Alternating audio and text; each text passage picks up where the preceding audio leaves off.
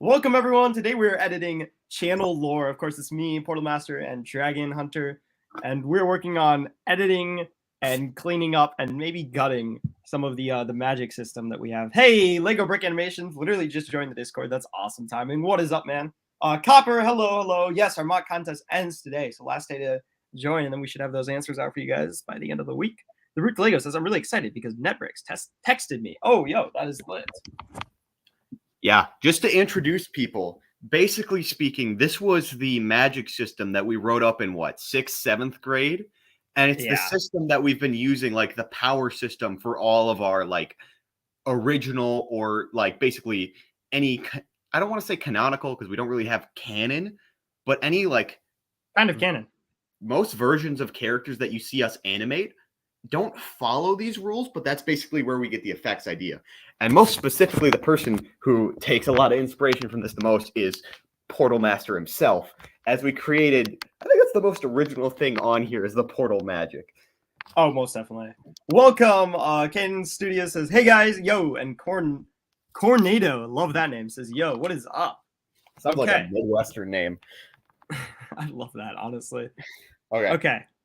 First paragraph. I say we skip this stuff and go to the magic. Okay. Unless you want to go through this stuff. So the first paragraph was sort of that's just introducing it, saying that this is a canonical document in the world. That's what that means. Because it's like we interviewed Portal Master and this is what he told you. And apparently the government that I run interviewed you in the near year 1990. This is set in the original movie lore. And I think this part is completely unnecessary. We can keep it in the history. You've made a copy at this point, right? Yeah, we've made a copy, so I'm just gonna pop that all out of here. Whoa, that's a little too much. Yeah. What time zone are we in at this point? Is it 90s? I have no idea. We should probably think about actual lore eventually as well. When we get to artifacts, we're gonna have to pick a time zone because we have some like sci-fi weapons, and then we also have swords and we have wallets. And another thing to keep in mind is magic changes the course of history because of its different advancement paths as well. Right. Because like travel, trains wouldn't be as important of a thing if portals were a very common occurrence. Yeah, you'd have like come eventually portal people as taxis. Exactly. Wait, what? Yeah. Do you say like people as taxis? Portal people as taxis. Okay. Portal that makes a little more sense. Portable porta potty people. So this first part we can get rid of because again, that's this interview sort of style that we started it out with. You good? Yeah, that's I'm opening an Arnie slowly so it doesn't explode.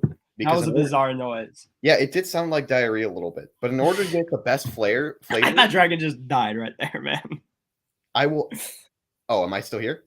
Yeah, you're still here. Okay. Yeah, no, that noise though. Oh yeah, it sounded like something better than your Gatorade water bottle. That's all I'm gonna say. But hey, Jerry Monroe, the best flavor on Arnie's, you got to shake the heck out of them, like to the point where they're like they feel like they're gonna explode. Yo, and even though they're not carbonated, you open them too fast after doing them, and they spray everywhere.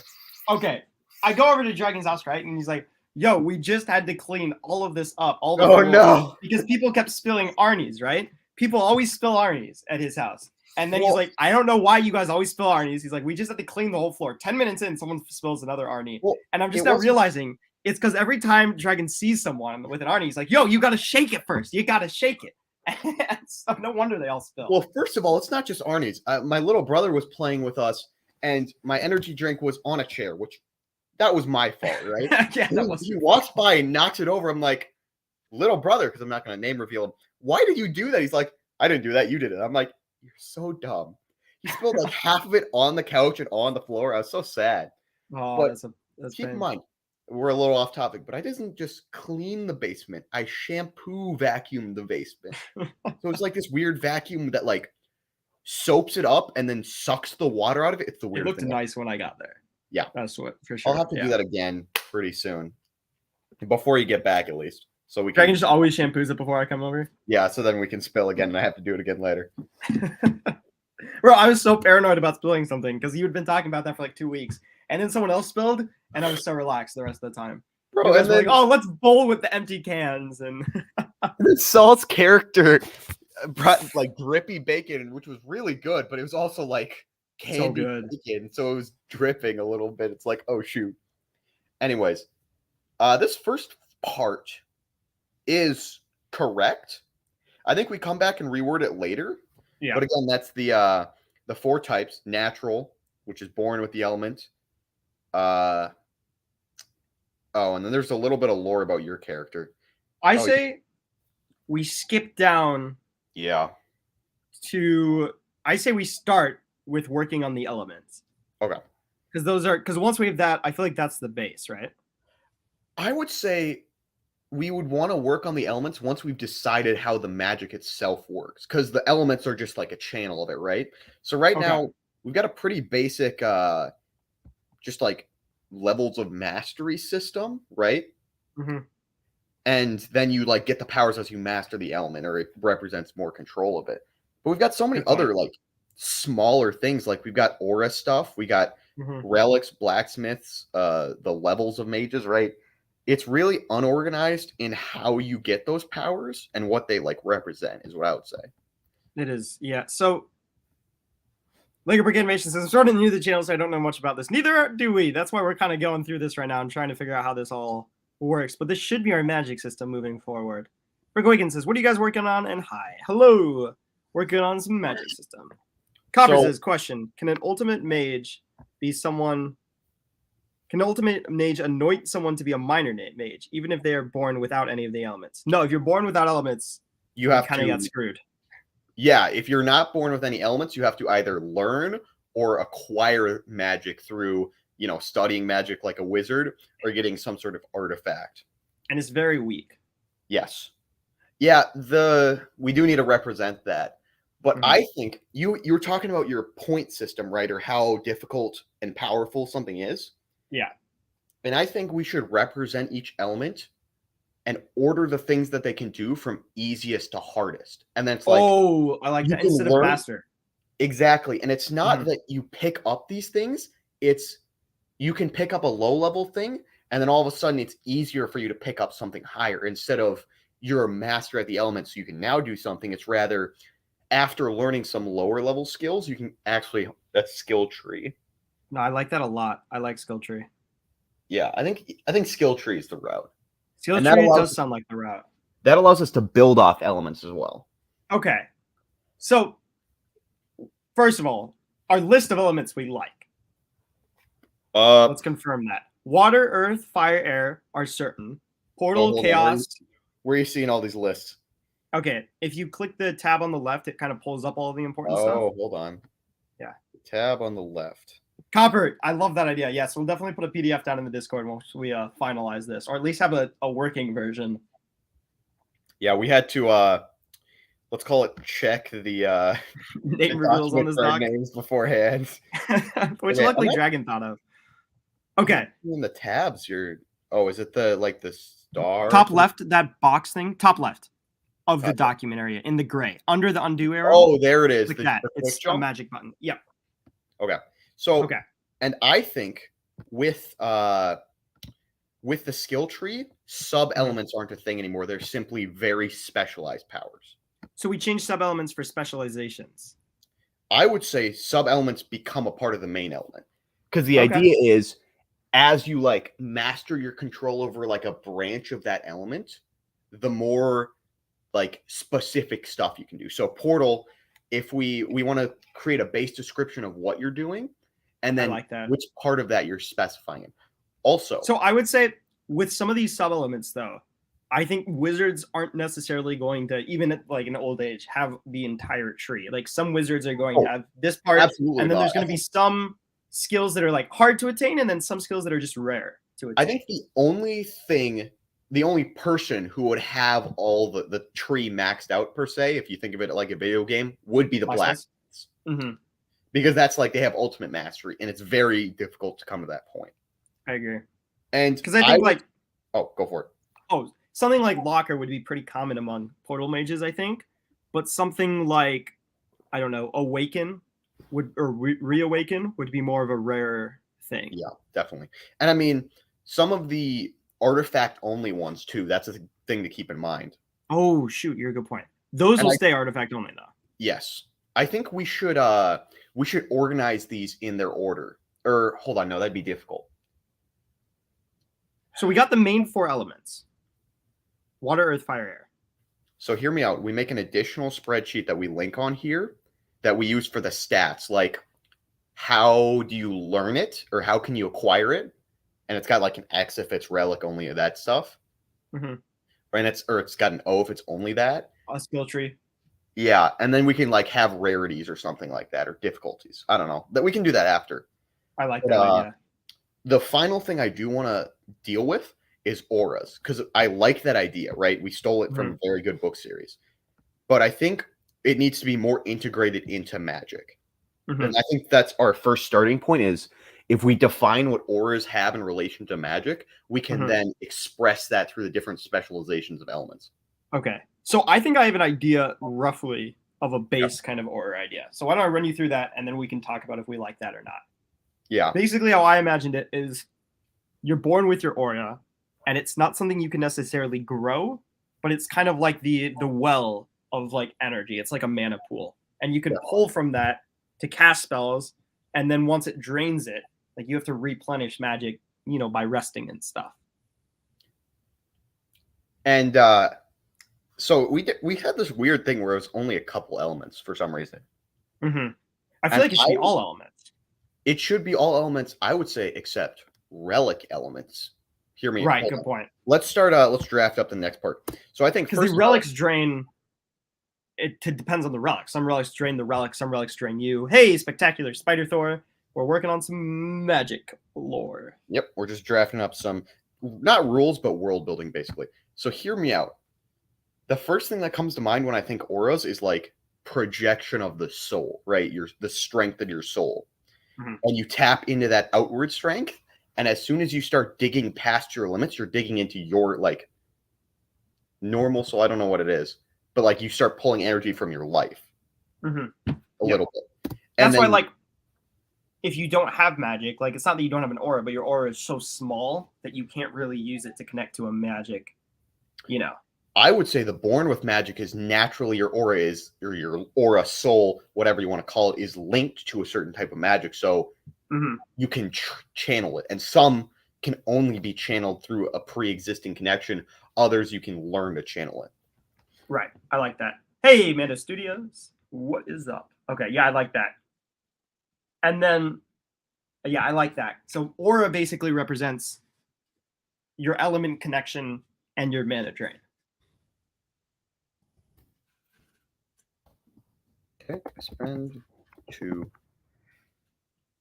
And then aura colors, we're going to keep reflecting the element. I would say so, or at least your that. primary element. True. Expend 2. While you're writing that, I'm going to go through some chat. G Studio says, sup? Hello. Spectacular Spider Thor says, magic lore. Is this your own project? Oh, and does this have anything to do with stop motion? I just changed my name. It used to be Master Uwe's grandson. Yes. So this is our own pet project that we basically use for all of our videos with magic and stuff. But it's been a while, so we're kind of cleaning it up and working on this. Copper asks, when did the original document, like when did we hit create for that original document? Like what, Dragon? 2014? Yeah. 2012? A while back. We started it when we were much younger. We perfected it, I want to say in about middle school. I don't know roughly what that date was. And it's existed for it's existed for a long time. And we've used like it as inspiration, but having rules where we could actually like make the fights seem like they have limitations instead of just, Portal Master shoots portal energy and cuts a dude in half with a portal. Which energy blasts are going away. Yeah, that's a bad example because portal is technically like the embodiment of the element, but we get past that. Magic, that is natural. Naturally. Well, I think portal especially is a good one of like, it can be really used as like a skill. Like you have to be able to think how to use the portal. It's not like, fire, you shoot fire at people. Portal, you got to be able to grab stuff. You got to be able to throw it where you want it. All that fun stuff.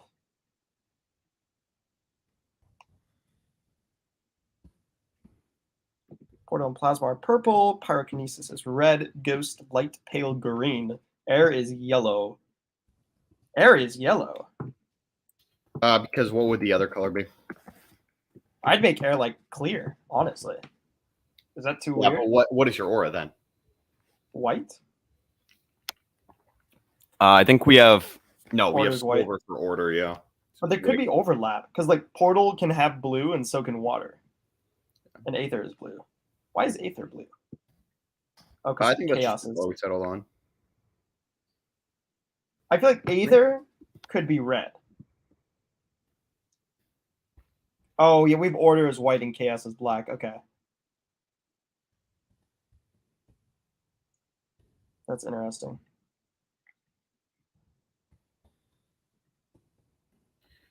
Okay. It grows or increases in strength when you run out. Oh. Casting. No. Using magic. Auras are an outwards representation of your soul energy, a will of power you can expend to cast spells. Elements that people are born with come from an innate connection to the user's soul.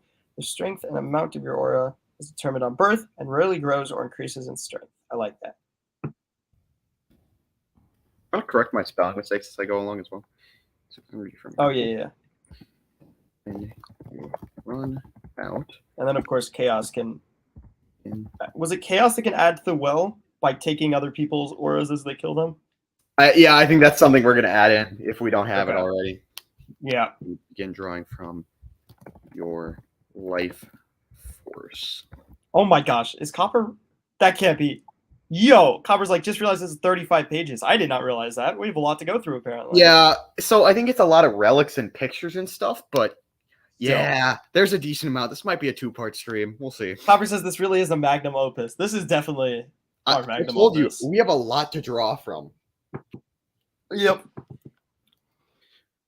Magic. Yes, exactly, Spectacular Spider Thor. This is so we have limitations, so we're not just making stuff up as we film, and we have, characters can only do so much. They have to actually, use their brain instead of power blast. Magic that comes from artifacts. I think we were writing this before we were filming. I know. No, well, we were filming the movie, and we wanted to set up rules for it because, you're right. Again, we were children. And in order to make it so it's not just, I win this battle because I want to, we had to set up rules and what was going to happen.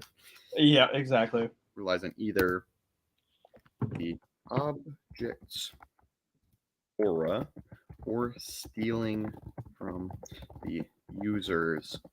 Copper says, unless it's the Scarlet Witch who has no limitations. Yeah, that's our Aether, which we were like, hey, no limitations, but we're not going to define it.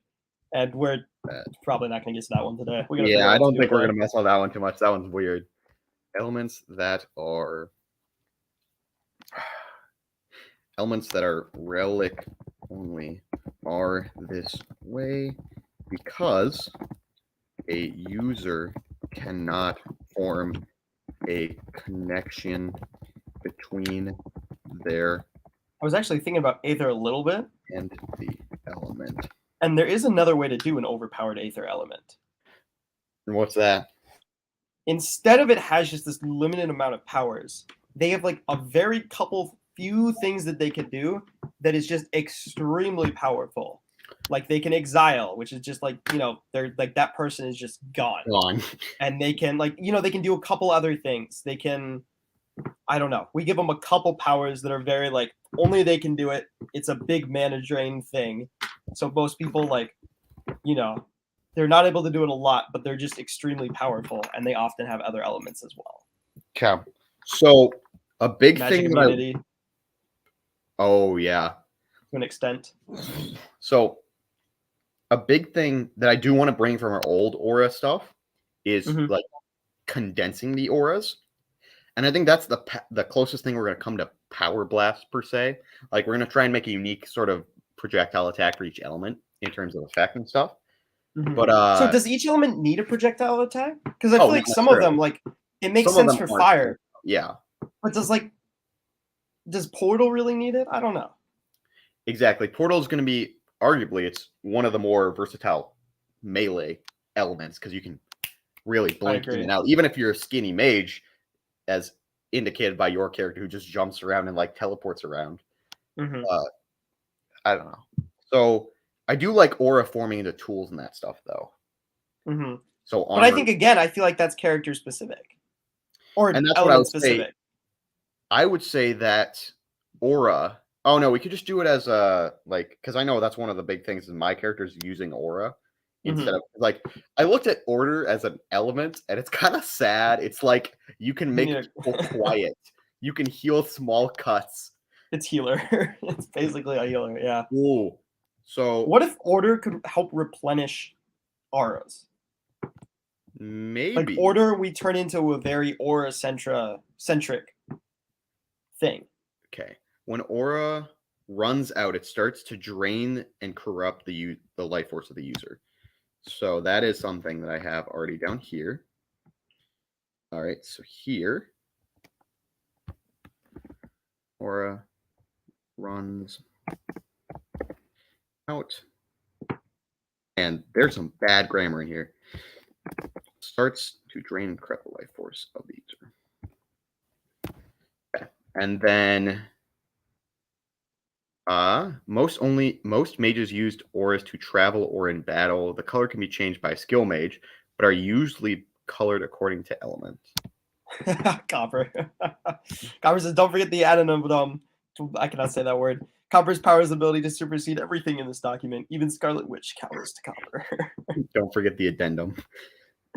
Yes, Spider Third. We will definitely be posting a PDF or something of this after this stream or the next one, whenever we. I think we're good get to it to a delete good this, point. the original auras thing because I've got the new one set up. Okay. Bye-bye. Well, now that we understand that, we can start getting into wacky stuff. Like, obviously, diametric elements are a little spicy. We'll have to come back to those later. I think so, too, because we need elements set for those. We're not even going to touch universal planes. That is going to be a nightmare in and of itself. That's another day. Okay, so we have a very common template here, right? Mm-hmm. Which is the common, like the rarity of the magic name, the side effects, immunity to apprentice, like that thing. Mm-hmm. I say we definitely go for the skill tree, and we have like a small like description of the element that basically recaps all this fun stuff, and then we go straight into the skills that a water mage starts to progress with. Mm-hmm. And so how are we going to do the skill tree? That is my question. How can we format a skill tree on Google Docs? Let me look.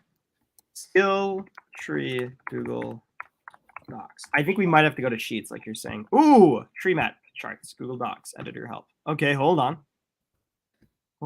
Tree map charts.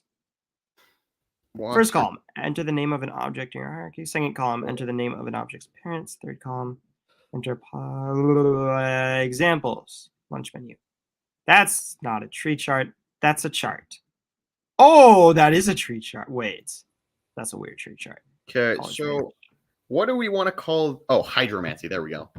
Hydromancy is the spicy name for water magic. Hydromancy or hydromancy is a common form of. I'll look into this while you're going there. Seeing as it is one of the four main elemental forces. Hold on. Water magic that's a literally everything, isn't it? Mm-hmm. Because that is everything. Water magic has a lot of Yeah, we'll deal with blast later. Ooh. There is something. This is on the manipulation of Open a fresh Google Doc. Go to add-ons, lucid chart diagrams, insert diagram. Oh, I gotta download the thing though. Their aura to manipulate the shape, location, and overall state of any form of liquid, usually H2O. You like that little blurb? Hold on. What is it?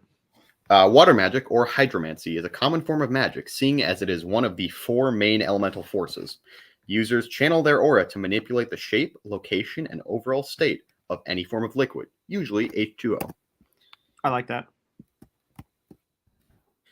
Hydro. What did you used to call it? A hydro what? Hydromancy. I like that name. Did you just come up with that on the fly, or did we have that before? I looked that one up. Okay, I like it. Okay, so how to make a tree diagram. There we go. I'm going to get rid of this footer. Mm-hmm. Oh, hold on. Got to get rid of it on here. There we go. Cool. Okay. Okay, here's what we can do on Google Docs / Google Sheets, either one. Let me send you an image of this real quick. It's not exactly what I was thinking, but I think it kind of worked. It's just it's a tree chart. It's just formatted differently than I've seen before. But it's even color-coded. So there's that. Ooh. That's interesting. And so hey, Inspired Thor, definitely down for a collab later on. Absolutely. So I think the way we use this is the bigger the element is, the easier it is to do, and then you specialize into it, is what I would say. Okay, I like that. Let me set this up for us then. Okay, cool. On your computer, open a spreadsheet in Google Sheets. You'll have to make the spreadsheet, actually, because I'm not logged in. Oh, do we need a spreadsheet to insert here? To link it to, it looks like, yeah. Okay, so I think for now what we should do, because we can go back in and we can add like drawing. Add this later, yeah. Yes. So let's just come up with the ideas for it. So first of all, the big thing is holding breath, right? Mm-hmm. What was that hydromancy? Or because that's a very easy hydromancy ability, right? It makes sense. Mm-hmm. But how do we justify it as hydromancy? The first thing I think of is manipulating the water in a way that you separate the H2O from it. Oh, I like that. Yeah. Separating the water from air in order. Let's just call it a. Yeah, Copper, we're definitely auto-saving. Air from. Love that Google Docs does that. Water around you in order to breathe. Oh, wow. We did not add a lot to water. No, we didn't add a lot to quite a few things. And I think the first thing we should do after hydromancy is actually go to portal magic, because we've got a lot of stuff for that, so we can figure out how to do the format, right? Mm-hmm. Okay, so we've got manifesting, so breathing water. And so it says conjuring small amounts of air or water from water vapor in the air. And I think that should be manipulating water nearby and water draw. Cold. I feel like we need names for all of these.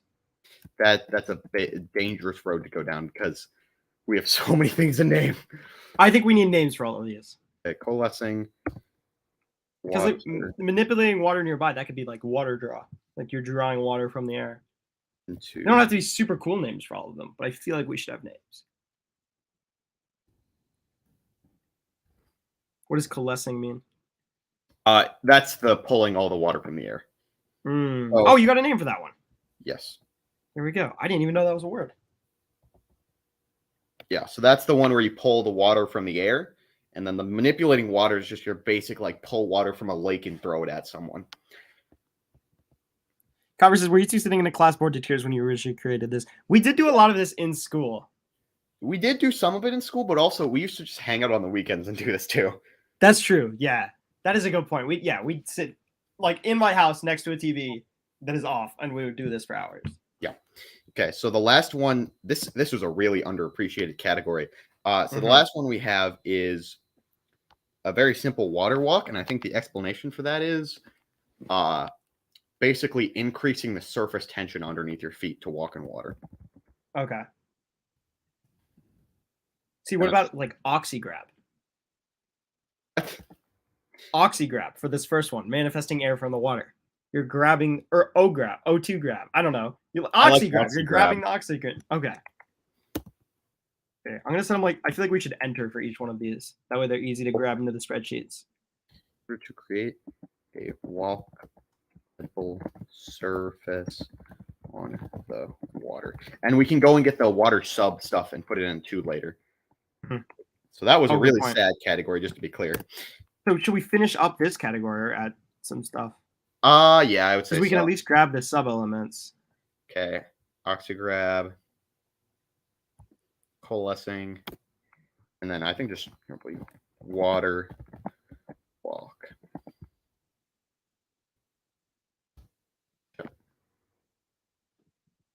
Hydro, for manipulating water nearby, like hydro. I like water walk. For manipulating water nearby, hydroform. Hydroform? Yeah, hydroform. Yeah. You know, you got terraforming, you got hydroforming. Awesome. Okay, I'm gonna jump down to the sub elements and see what we got. Okay, you want to just copy those up here? Yeah. Okay, so first sub element that is doing good. water. Thank you, Cherry Monroe. Is okay. I'm looking at like time and stuff. I'm like, what the heck? Aquatic animal communication. I don't know if that one is specifically a water element. It just sort of makes sense to be water. So I don't know if that one does make sense. Well, it makes sense in the water, so we made it a water sub element. But what do you think? That should either be Earth, or we need to come up with a really good explanation as to why it's water. Yeah, I feel like we deal with that one later because that would be Earth, I think. Earth or Earth. I think. Ice is a big one. Unless you have order to be able to talk to animals. Ice is a big one. What was ice? Ice is it's hold on, let me pull it up. We also have downfall, which is a very edgy name for basically calling rain. Hold on, where is it? We definitely are nerds, Spider Thor. I would go with that. Yeah, I'm just concerned about arousing beasts. I feel like that was a poorly named one at the time. No. I think that's illegal in some states. Okay. Downfall is the last sub element. Okay. For downfall. Yeah, if you could just copy these up, that'd be great. Okay. Oh, you did? Yeah. Here's the last one. Okay. I'm gonna turn on my light so I can see my keyboard. Oh dear. Okay, let's try and not break all the bones in my body. All right, so downfall. This is literally just precipitation magic. Yeah. Like it's storm magic. What? Hold on. Let's see if there's a fancy name for storm magic. Downfall. I got a name idea. Go for it. Okay. I can't think of the word is the problem, but like, what is it called when like, I don't know, 300 years ago, like people would like pray for rain, right? There was a word for that. Rain dance? There's another word for it. Hold on. It was like I don't know. Ooh. I don't know. Tempest magic.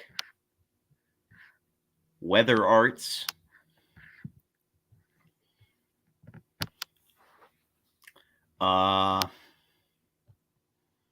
Storm catching. I mean, I'm not against downfall. I feel like it doesn't sound right. I think You don't think so? I do like tempest control. For downfall, for like, I mean, when you're summoning hail and stuff, that is downfall. It is, but downfall I feel it would be like a chaos name. I guess. I don't know. We can go with downfall. For now. We'll see. We'll come back. We can always change these. Yeah, the names are. This isn't the final hands down. draft. So, downfall is controlling the. Can I ask you a quick question about the font?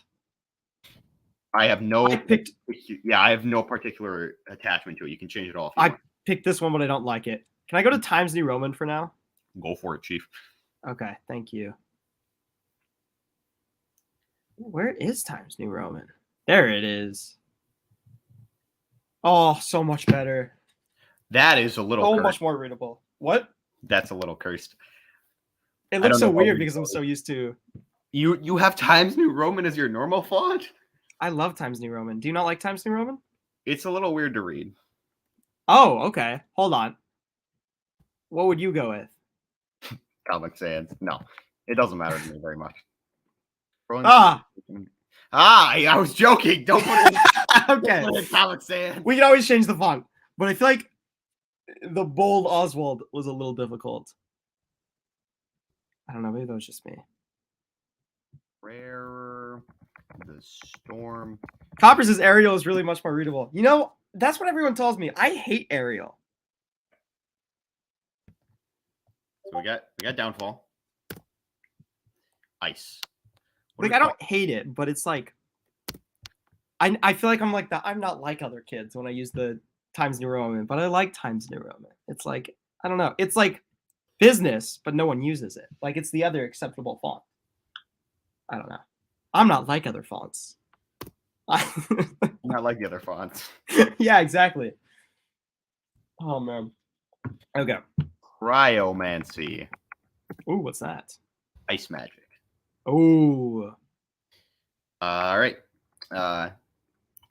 Changing the temperature of water to. Okay, Dragon, I got a question for you. Yep. Because it will vastly affect how powerful water is. Yep. Can water at higher levels control purely water, or can they control other water-like substances like blood? That is so. Here's the thing. That's the idea. The further away from water you get, the harder it is for you to control that liquid. So you have to be Okay. really powerful. But I like if I'm that. not wrong, the elemental blacksmith of water was oh, never mind. It's no, it's magnetism that controls people by their the puppeteer. Oh, yeah. That's a messed I was- up elemental blacksmith. I was thinking blood freeze would be pretty Oh no. pretty bad.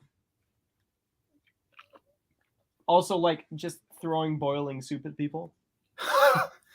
That is a good question. What is is it liquid or is it water? I think it's water, but higher levels can use the water and other particles because Yeah, you I can think boil that's blood what as it well. Yeah. I'm gonna rechange the description. Using their channel to overall state of water. Yeah. G Studio, we were talking about some magic technicality stuff. The more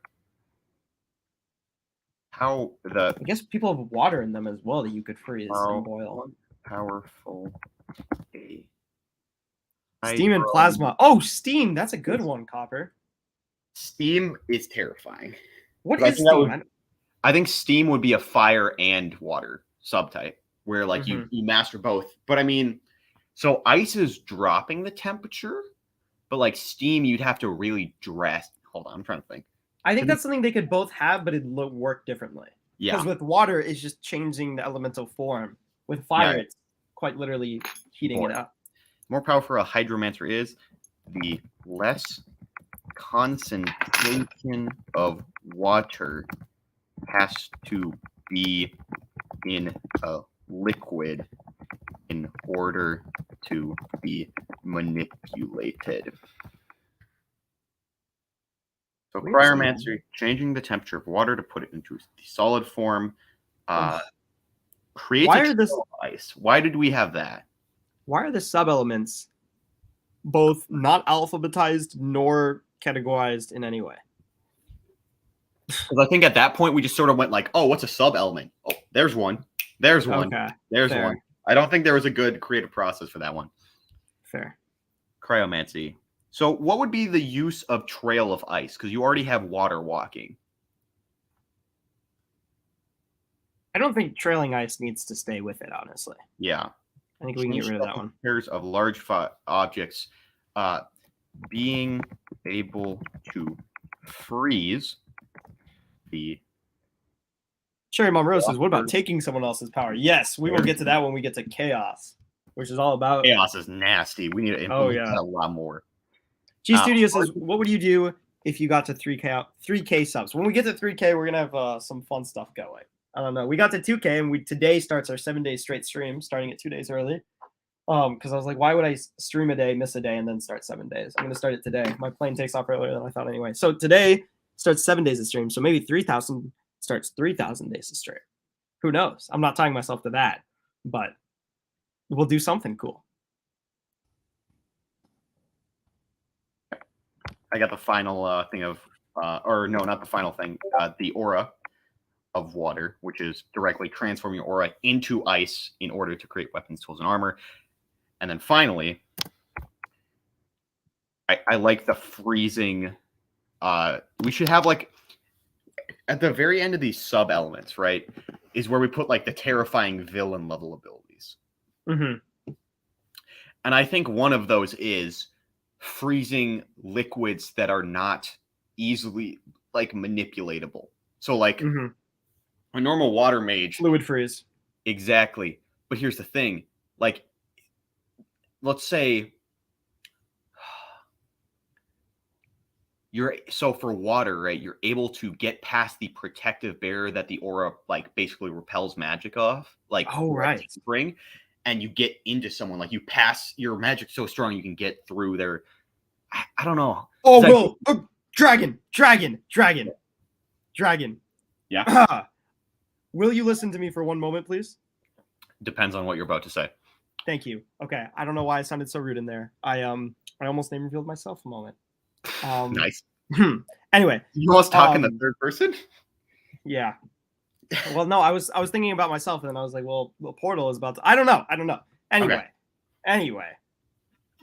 Okay. Where was I going with that?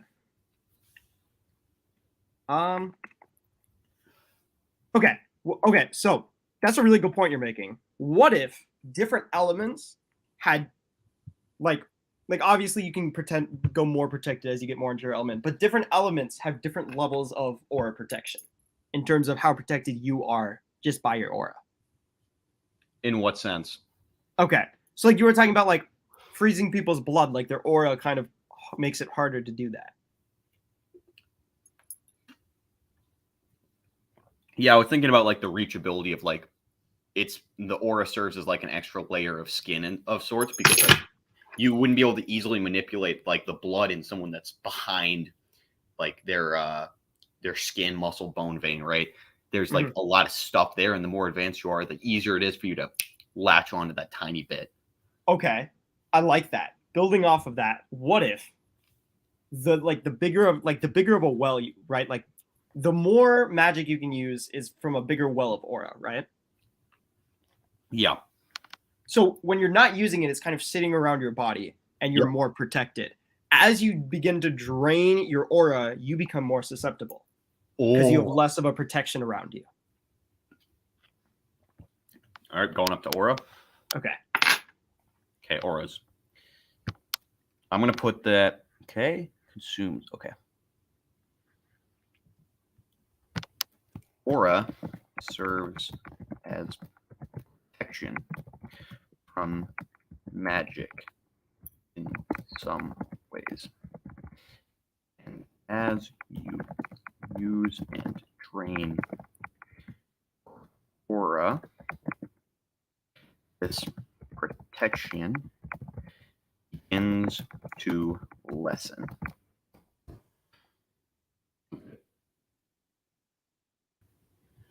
Okay, so I want to introduce a limitation to every element. Mm-hmm.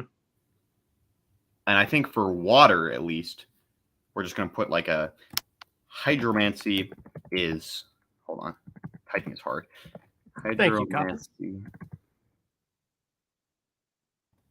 Hydromancy is limited by the amount of water,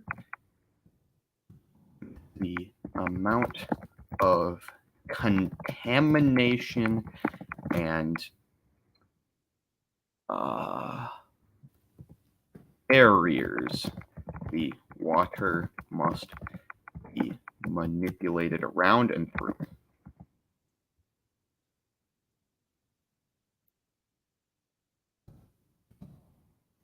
Man, can you imagine if you were out on the ocean with like a blacksmith water person and you're on a boat and all of the water under your boat is gone and you just fall like, what, 300 meters? Oh, and I would think that's the limitation, is you have to be more powerful to be able to like basically manipulate larger bodies. Exactly. So the idea is the weaker you are, the harder it is to manipulate stuff that's like, say, behind the wall or that's less concentrated because you don't have a pure enough connection to the water. It's interrupted. Mm-hmm. So that's the limitation. As you grow in strength, it's easier for you to connect your element, which means that you can start getting around that limitation more and more. Should dehydration also be a minor weakness in there? Ooh. Your connection to water relies. Oh, I like that. It'd give you a way to imprison them. Okay. Hydromancy is limited by your connection to water. If the source is contaminated or has barriers or objects between you, the ability to control it is more difficult. If a user... Oh, hold on. Yeah, there you go.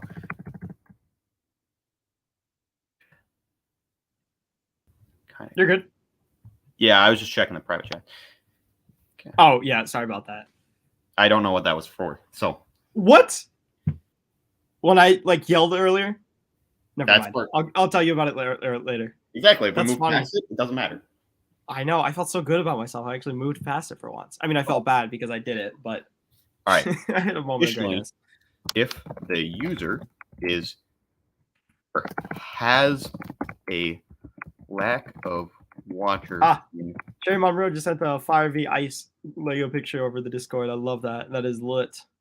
User has a lack of water in their body. Their connection is also weakened. I like that dehydration aspect. Thank you. Yeah. So I feel like, do we have like a really solid thing we want to do with steam? I mean, I feel like that's a simpler one. I mean, you're basically changing water into vapor. Yes. But I'm saying I feel like steam is a more fire thing. And I specifically think water tends to be colder, fire tends to be hotter. So steam is maybe you boil the water in the air or something like that to steam your enemies or something. All right, that's fair. We give that one to fire because they got to stay diametric. Yeah, and that's what I was thinking. It's like really have the diametric thing going too, like contrast. You can just keep it in there for now if it doesn't make sense with fire as we go on it. But no, I like your idea with that. That's a good point. Okay, it's time to do the scary one. So you say you have a list of portal magic stuff that we need to put on there? Kind of, but it's not done yet. Let me see what I have on here. I meant to look at this, and then I actually had stuff in class today, which was a surprise. I think we should set up the lore because it's the biggest one. So, portal. Oh, hold on. That's in italics. Portal strength. Okay. Yeah, so I got 20 cells. Oh, jeez. At the moment. Like I said, I had more I wanted to do. But for the moment, I got 20 cells. So, what is the technical name for portal magic? I think that's something we need to start off with. Because we got Hydromancy, we got Chronomancy, those cool sounding names. Yeah. So what is portal magic? Portal in Latin is porta. What about Greek? Ooh. Pili. That's in Greek. I don't know how cool that sounds. What about gate in Latin? Gate in Greek. Pili. Okay, that's the same thing. Actually, I think we'll have more help once we understand what portal magic is, and then we can come back to it. One of the biggest things we need to define is, what does a portal do? Good point. Okay. Should I run you through the cells? That way we have the same things in our minds. Okay. Can you copy and paste the cells into there so we can just go through the list? Let me just write them real quick. Because unfortunately, if I sign in on my computer, it'll show my name. So I'm just looking at this on my phone. Slight problem. I'm going to pull this sub elements up. Okay. Time, invisible, size limit, number limit, Oh, it only has 2 sub-elements. Oh, It's 2 really? sub-elements. Multiverse travel and locker. Oh wow. Okay. It's just a really simple element in the terms of it's just really easy to like be powerful. Mm-hmm.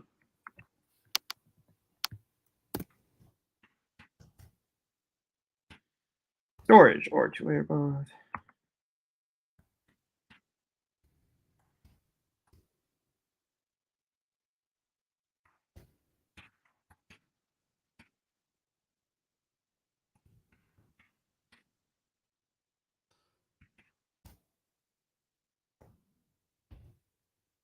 Okay, that's what I have. So portal cut, speed, opening time, invisibility, size limit, number limit. Is it a toll? Is it 2 or 1-sided? Is it closable, movable, storage or 2 ways or both?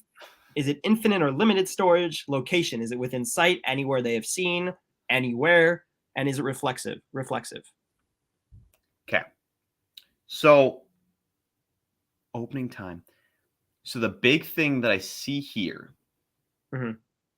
is when a portal is conjured, is it a gateway to a dimension that somehow allows time to be bypassed through travel, or is it actually a hole ripped in space-time between the 2 locations?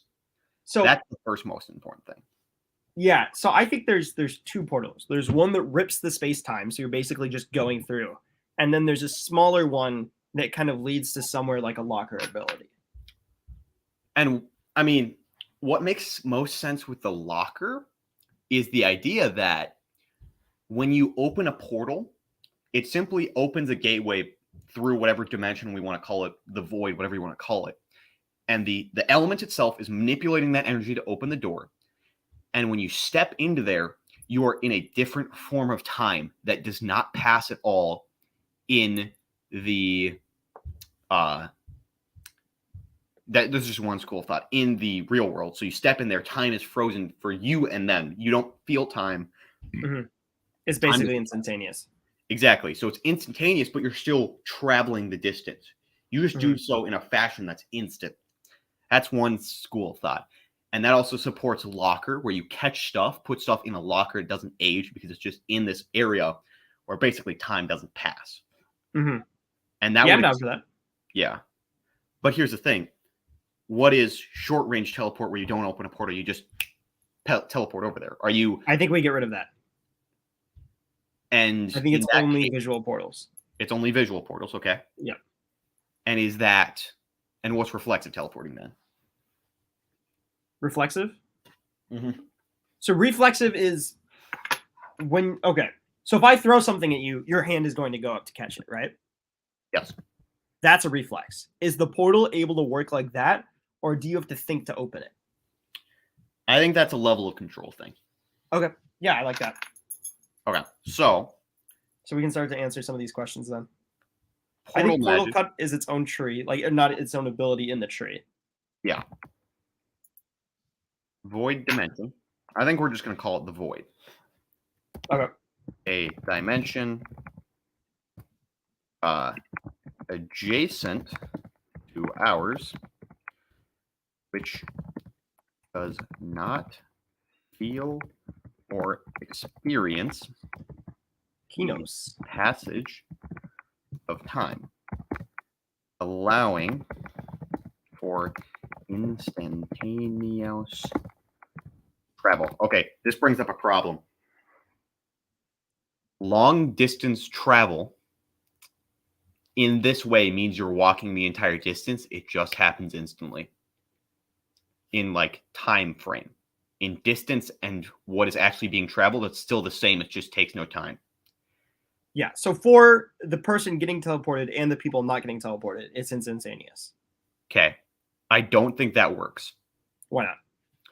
Because if you're falling through a portal and the idea is it opens up to just basically an adjacent dimension where you can walk through or move through without being affected by time, you don't fall. You hit the ground. And then you don't even come out the top portal. Because if you walk in through a bottom portal, you have to defy the laws of physics. I got an idea. Go for it. Yeah, because it can't just be alternate dimension. There is another dimension that you're pulling the magic from. And basically that dimension is like, it's kind of like 4D. Like time is movable there. So when you open the portal, you're cutting through just an instant of that. Like the portal is like a cut through that. So you're never actually going through that. You're just like using it. But then for the locker, you're able to actually cut into that. So usually it's a two-sided door, but with the locker, you just have a one-sided door into that dimension, if that makes sense.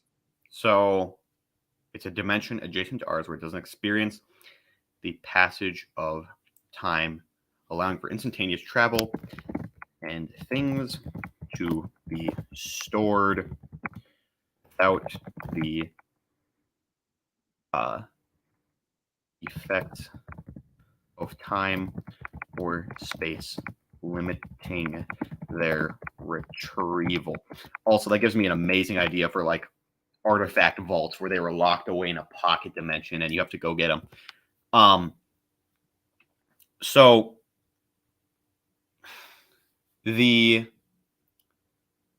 here basically the manipulation is you rip a hole in the 4D dimension, which is different than our 3D dimension, sort of. And what it does is it links 2 points in space and time via this dimension, right? That's the idea so far? Yes. And they're in the dimension, they're the same point. So you're tearing one hole in the dimension and 2 holes in our world. Exactly. And therefore they're linked. I love that idea because that brings up the limitation of Kryptonite. You know what it does? What? It blocks the connection to the void. Oh, I like that. And we can bring in like the other side effects and why that does it. But basically, it stops your connection. Mm-hmm. And then locker is just, as you said, you're opening up a point in the dimension, putting something there. And if you think about it, the reason it's not affected by time is because of its 4D dimensionness. When you're opening that locker again later in our time, you're simply opening it at the exact moment you opened it before in the dimensions time, whatever you want to call it, and you retrieve it. Mm-hmm. So it doesn't experience time because you put it in there at the snap of a finger or something like that. Yep. Okay. This is by far the most complicated element we have so far. So then the better you are at this, the bigger of a hole you can rip in for your locker. Mm-hmm. So you don't have an infinite locker space. And I would say it's more than that. The more control you have over portal magic, the more you can like manipulate the dimension itself, create bigger rips, create more precise rips, create quicker rips. And okay. One more to add to that. Okay. If another portal magician found out where exactly someone was ripping their locker, they could rip into their locker. Mm-hmm. It would be very rare, but it would be like super coordinates. Because basically, not only are you ripping a point in space-time in this dimension, you have to get the exact time frame it was put in there. Because in the dimensions time, your locker is there for, in the most like precise mage's time, like a fraction of a millisecond. Because it doesn't matter in your time, because you go back to that moment instantaneously. Mm-hmm. And you retrieve it, you put whatever you want in there. And that in the dimension happens over the span of like a second of a milligram. So that location would be guarded like people guard, I don't know. It wouldn't even need to be guarded because it only exists for a fraction of a second. That's a good point. And so not only do you need to know where in the dimension they opened their locker, you need to know exactly when. They could have opened it in the 19-somethings or something like that in the dimensions time, if you want to think of it as having time. Mm-hmm.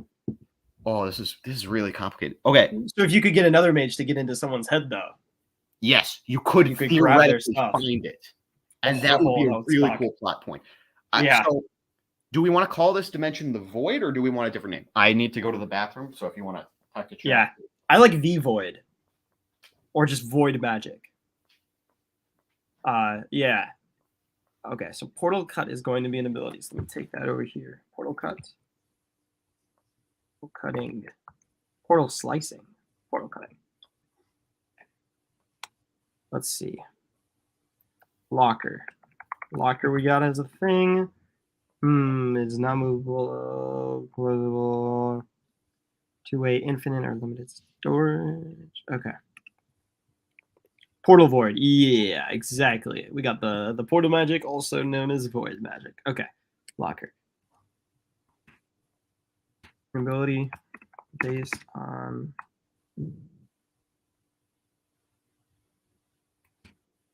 user is able to cut directly into the void. Void and store objects in a specific place and time on that plane. Often very limited amounts of space. With more advanced mages can rip larger lockers. Void Thurgy, Voidomancy. I just like the void. Like the same way we call it portal magic, like void magic, or just void. You're using the void. He's using void. Like that, or void. Yeah. Manipulation of the void, a dimension adjacent to ours, which does not experience or does not feel or experience the passage of time in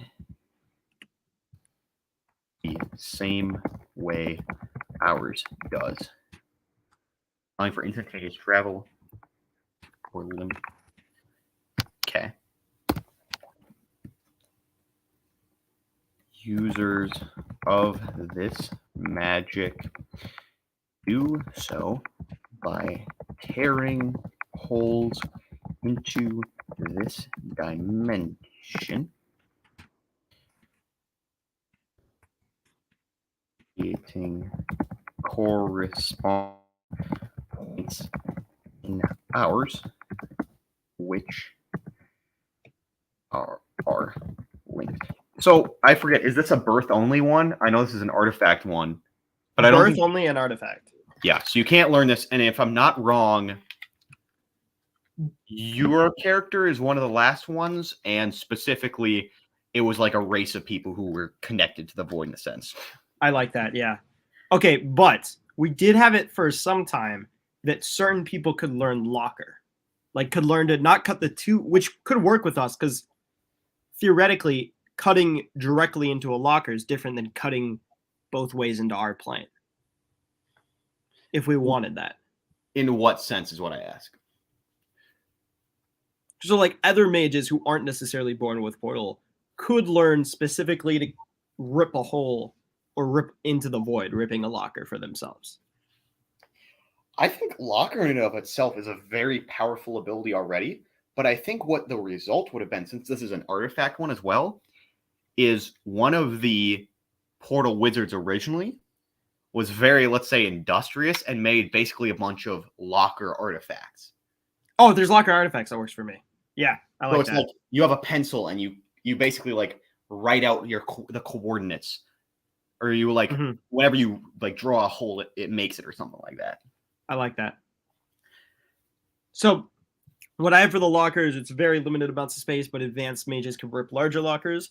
And then for portal cutting, I have like less advanced mages. It takes like a lot of time and effort to actually cut something while it's through the portal. But as you get more advanced, it's easier to kind of rip through it like butter. Why lore Broheim animations? Because lore is the key to everything. Lore gives us things to work around, which means that we can make more compelling stories by having limitations. Fair. Also, copper is technically Copper's a good point. Yeah. I was thinking portal. I was like, lol. And then I was like, oh, shoot. For water, technically, you would limit. I feel like we'd start to visualize Hydra mages as just always having flasks of water on them in like multiple places and always drinking to always keep water flowing through them. I love the idea of a drunk water mage who uses booze. Like he drinks and then he takes the water out of the booze that he's drinking to get more drunk and then uses that water to fight or something like that. Oh my gosh, that's amazing. That's going to be a wizard idea because of this very specific technique. If the drunken mage void user's connection is blocked specifically via Tonight. I feel like we might need a better name for that, but I think it's funny as it is. I think we need another name at some point. Cannot use their magic additional side effects.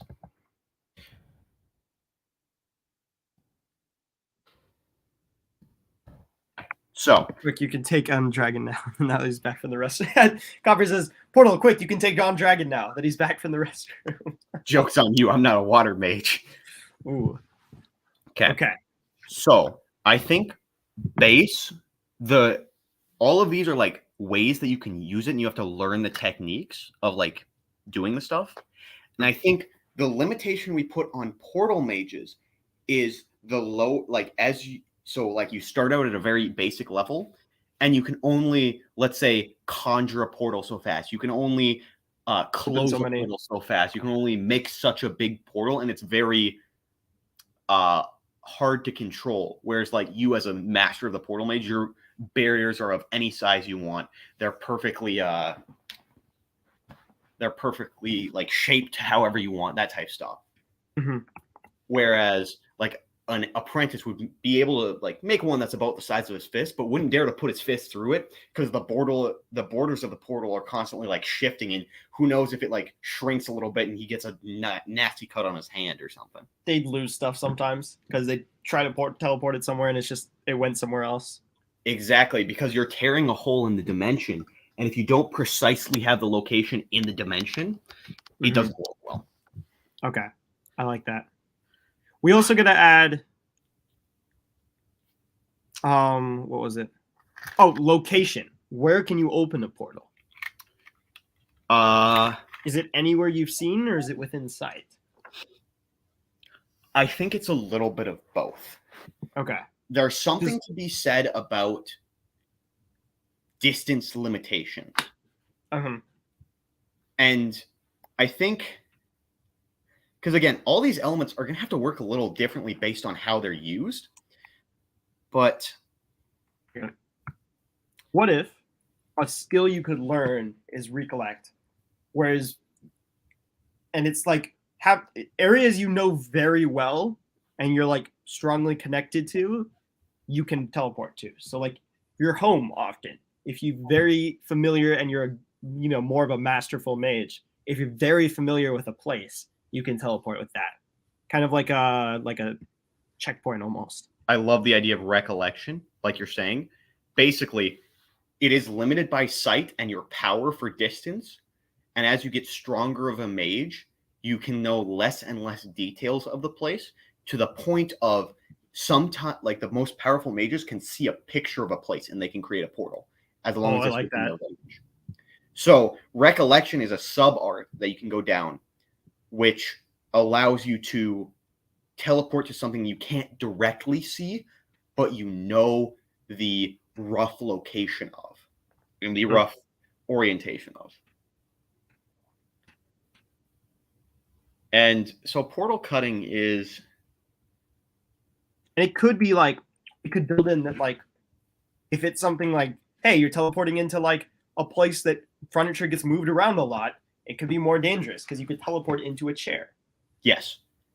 And, well, I mean, portals are conjured, right? So it's not that you teleport into a chair. That's true. It's that you teleport a chair into you. That's a good point, yeah. But I think, yeah, it's definitely, it might be something along the lines of portals are very hard to put in obstructions. Because, like, you're tearing the dimension, and the more that occupies the space of the dimension, the harder it is to open it. Oh, and there's our limitation why portal cutting is so hard. That's why all portals are open air, right? Or, like, not in something. Because you're channeling your aura to move... Oh, hold on. I need to write this down. Oh, jeez. All right, so this is the limitation. Portal magic is also limited by the strength and precision of your... Which is, what kind of test can a person take to find out what elements they were born with and what magic they possess? I think the big one is you'll start to, because like kids aren't in full control, you'll start to, accidentally move water here or start a fire here. or stuff will disappear around you if you have a portal, and you'll kind of know. Along with that, the color of your aura can be seen by certain people. Yeah, and there's definitely like, I would say in a mage society, there's testing facilities for even like inquisitors who go around to find magic sensitive children, you know, like Jedi, and then abduct them and teach them the ways. Yeah. And then you also have like with some of these rare elements, people will seek out people born with that. Like if you're born with Aether or Portal, you're you have a very specific signature on you. Yeah, like specifically Portal is race alone. So like a certain race of people are the only people who can have it. And not in like a race sense. What's the word for it? Because it's like we have lore behind why there's no portal mages. Like, void. I got an idea. Chaos, right? What if all chaos mages had a certain like birthmark tattoo on them, and that's how you knew someone like was chaos? Yes, because that would help it kind of be like because chaos, right, is more of an element that's stigmatized, right? So if people are having like a baby with the mark of chaos on them, it just like furthers that stigmatization of like, oh my gosh, my baby is evil. Hear me out. That mark isn't naturally occurring because of portal or because of chaos magic. It's the result of order magic. Because chaos doesn't make rules, it destroys them. But order magic, like a super powerful, like the order mage, as like retribution to the chaos mage, basically made like one of his biggest things was he cast that any source of chaos magic is marked by a symbol. I like that. And that symbol glows when you cast chaos magic or something like that. Which in turn, of course, fuels the hatred that chaos mages have to everyone else. Thing. Okay. Void. Can get a good who's really the bad guy story going there. It is okay. So, and I think Copper says, I've been known to make a six-pack completely disappear. Is that a kind of water magic? Lol. That might be its own type of magic right back there. to the drunk watermancer character. Okay. So I like the idea of the more that is in the way of the rip being torn, the harder it is to open it. And that is the excuse of why portal cutting is so hard. Because you have to open a portal inside of someone, basically. Because you have to tear the border in a way that they're inside of it and then close it. And so the rip in the dimension is more difficult to open through anything other than air because it's more solid, more to basically tear at the fabric of reality. I like that. And that might be motivation for your nemesis characters. Like, you are physically breaking the world. I cannot allow you to do this anymore. Yes. It's also limited by your connection to the void. Tearing. Oh, I'm just going to add a period there. I like the ripping portals term. Yeah. Tearing the rifts between planes takes immense energy to move apart the space of reality. The more things that occupy that space, such as solid objects, makes this rip harder to create, control, and close. Making techniques such as portal cutting very difficult and taxing. There we go. There's our write-off of why portal cutting isn't literally the only thing you do. I like that. I feel like we've really made it a lot more balanced at this point. Most portal mages can only cut. Or can only open rifts. And then I also added multi-portal, just acknowledging that, you know, when you start out, you can only do one at a time. And then as you get more advanced, you can kind of learn to open multiple. So what's one portals? What do you mean by one portal? Because where does the portal go if it's only one? No, so I mean, like, you can only open like one full portal one at a time. Yeah. You can't do like 15. But difficult. Yeah, it's difficult to maintain. Mm-hmm. And because your mind has to keep track of where everything's going. Exactly, because you're actively tearing, like you're using your aura in connection to the void, which is extremely dangerous on its own, to open, like split the barrier. Mm-hmm. Okay. I feel like portals are a common place for people to just go insane by stretching their mind too thin. Yes, absolutely, and that's why you guys are. Why the portal mages are cuckoo. Bonkers. Okay, so we have ability. I mean, portal is pretty self-explanatory. It's just very difficult. Mm-hmm. So you can create small portals.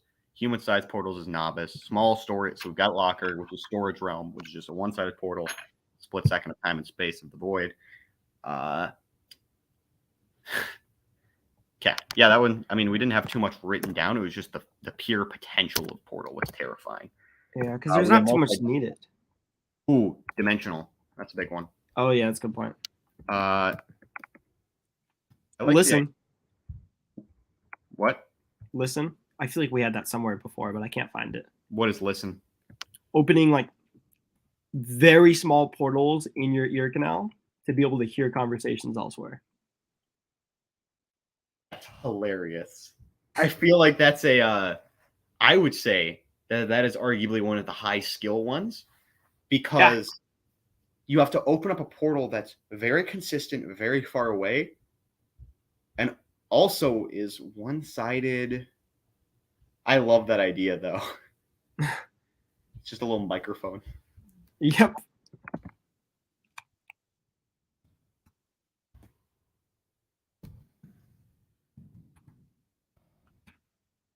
Jerry Monroe says portal hearing. Yes, portal hearers all.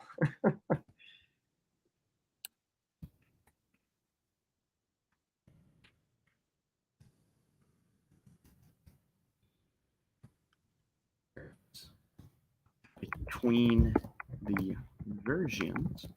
And if you have recollection, that becomes even more powerful. Because you can be nowhere near someone and be able to listen in on them. Oh my gosh, Dragon. Okay, your thing about the pictures with recollection. Yep. If you had a secret base, I mean, you could build in a whole story about being very careful that no pictures of it go out, because otherwise it could be found by a portal mage. And I think that's like they're literally like a menace to society in most forms because of their versatility. You can't. No one like shows pictures of the inside of bank vaults. Hey, how's your security look? Teleports a bomb inside of a camera or something like that. Well, even better than that, you could teleport, like, you could just open a portal in front of the camera and they'd be looking at, like, the Midwest or something.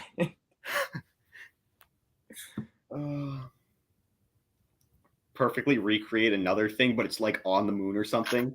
So, like, you teleport to what they think is your house, but then they're just in the middle of space. Oh my gosh, that'd be really messed up and powerful. Man, why are portal mages so busted? You'd have to be smart to be a good portal mage to survive. You would. Okay, we got locker already. All right. Is there cinnamon? All right, well, we've got this done. What do we do next? I think we go top. Do you put in dimension? Nice, okay. Should we just go, did you say top to bottom? Yeah, I think so. I like that. Onto Earth? Yeah. All right. Earth. Oh my gosh, we're an hour and 20 minutes in. We're not finishing this today. No, we are not. We are gonna have to. I mean, I'm thankful we have this content for the the lack of my D&D stuff, because I'm still waiting on pieces, but 12-hour stream, baby. Typing with duct taped hands. Oh man. Ooh. And I'm streaming for the next 6 days. I'll pop in every once in a while.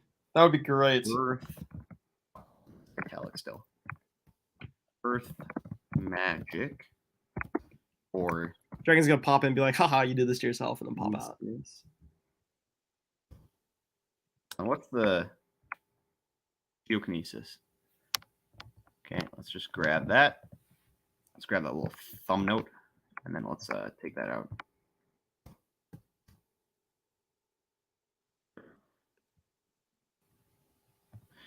Okay. Geokinesis. That is not the right spelling. Kinesis. Harnessed by anchoring one's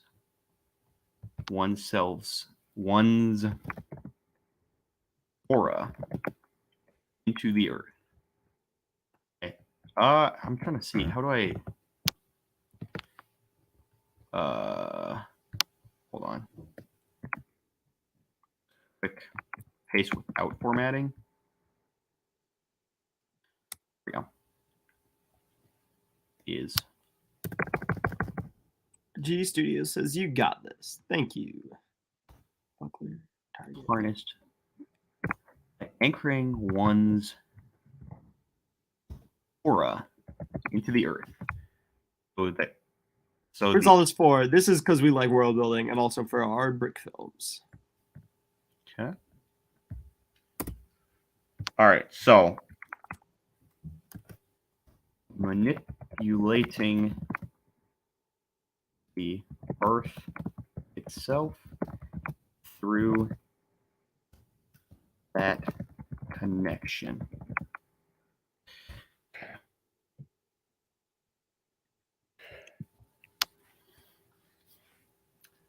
So we got the big, the grounding.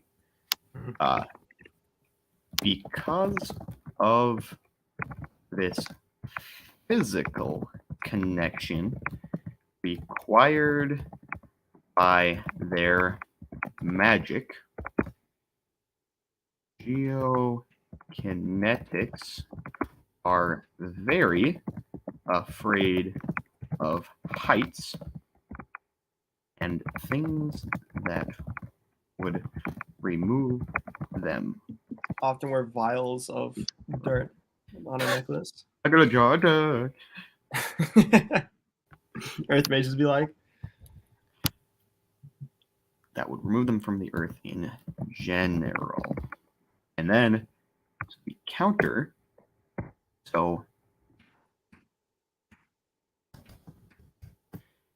simple counter to earth is air magic because it can lift them.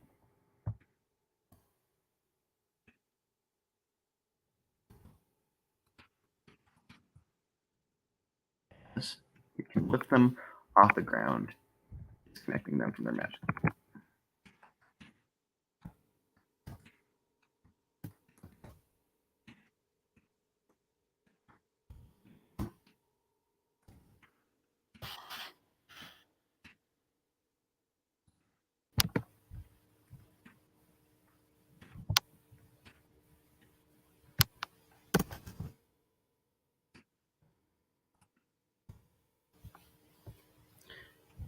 Okay, terraform the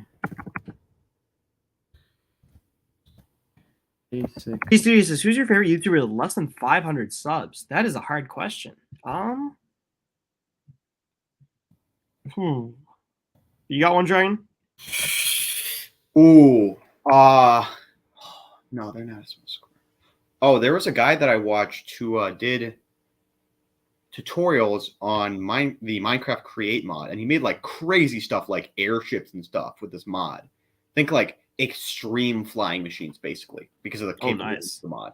And he has a bunch of views and not a lot of subscribers. I forget what his name is though. I'd say probably it's not a specific person, but all the people out there making like Premiere and all these other editing tutorials who are like less than 500 subs. Those guys are amazing. It's extremely helpful. So hear me out here. Earth is objectively one of the weakest elements because you literally lift them off the ground and it's super hard for them to do their magic. That's true. But they're like a tank when on the ground. And what I'm thinking is the reason that connection is so important is because they're not expending very much of their aura to shape the earth.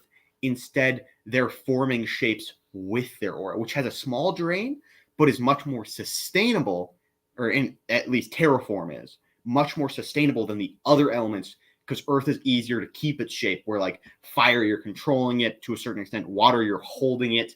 I like that idea. Air, you're like pushing it, right? It's burst. Whereas Earth, you pull up like a thing of stone, and you have a small drain as you shape it. I can do this all day as long as I'm on Earth. They're the Aquaman of the Earth. Exactly. Except not dumb. Well, not all of them. Because of the simple guidance, Mm-hmm. Earth magic is the least aura taxing form of magic. Improvement. So what is growth? Is that Growth. say that again? Plant growth. Plant growth, being able to like grow plants from just seeds and stuff. We have it written down here. Okay. Where like, you know, you can help like plants mature and stuff quicker.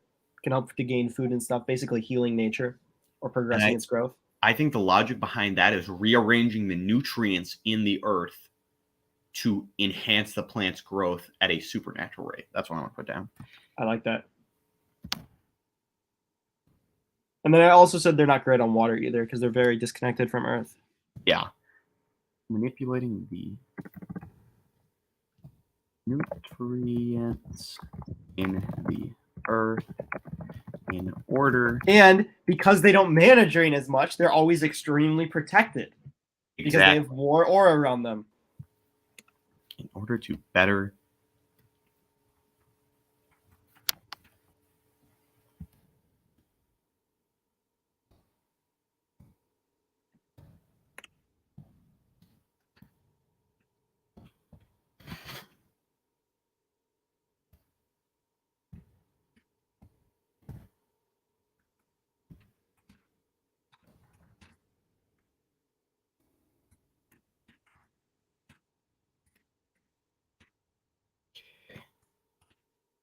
grounding. This enchantment affects the ability on Earth.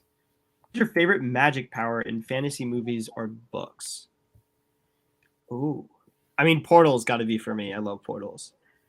I read a book, specifically a book series, where this character had the ability to turn the things that he drew into life.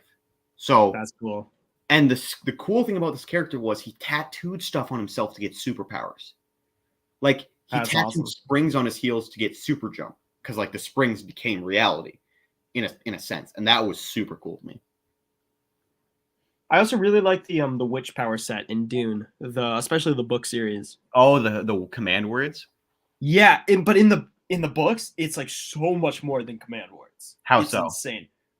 So first of all, like after a short conversation with someone, they're able to grasp information. Basically, they can tell, like when they lie, they can tell all of their tics.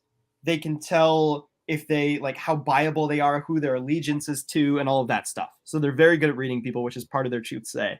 And then in addition to that, their truth say, and it goes into more in the second book, which I haven't gotten to yet, but their truth say gives them like the ability to like do what they do in the movie, which is get other people to do stuff. Yeah. But they can also change people's actual will. Like instead of being like, hey, pick up that sword and kill the person, you can change their entire personality. And it's very cool. Imagining a wishing power, that would be OP. Yeah, Sherry Monroe, that would be amazing. All right. Just be your own genie. Slightly enhanced skills while on Earth.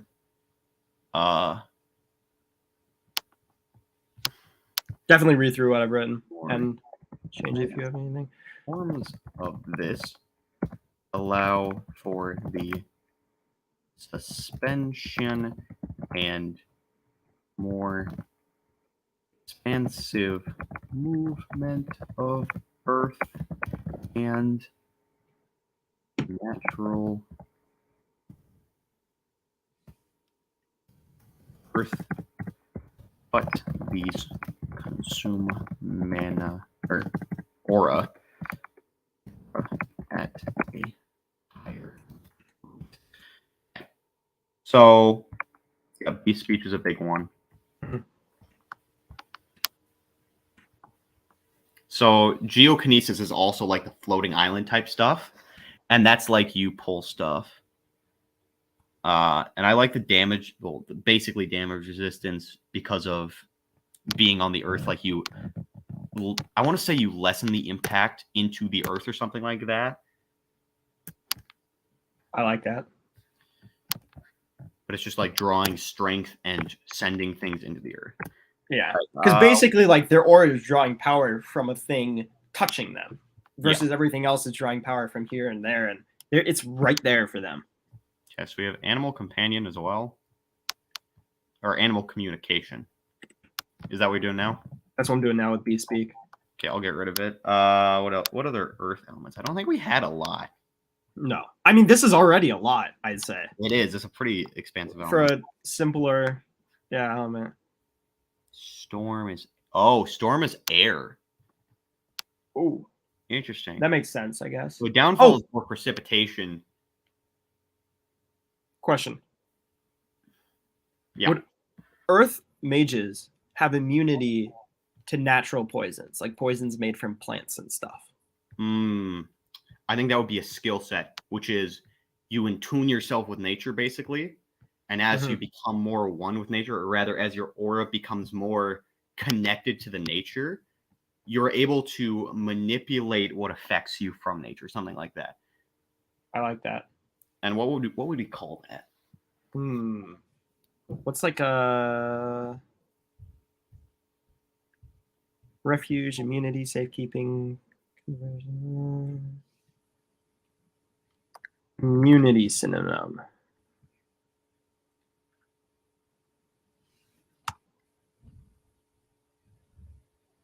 Resilience, counteract, non-susceptibility.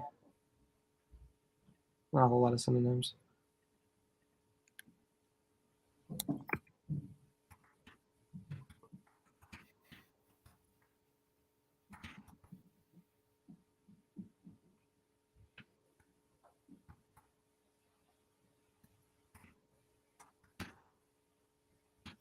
Able to have more and advance.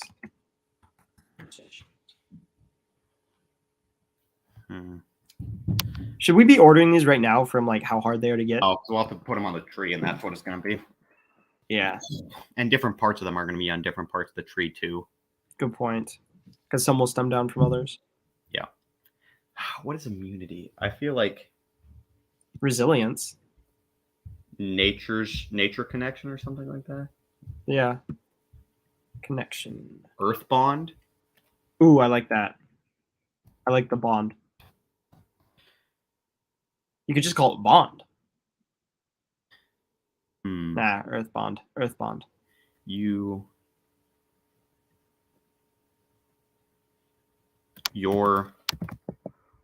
aura passively more in tune with the earth around you, allowing potentially harmful. Oh my gosh, we're at an hour 30 already. That's insane. Effects nature instead be redirected into the earth.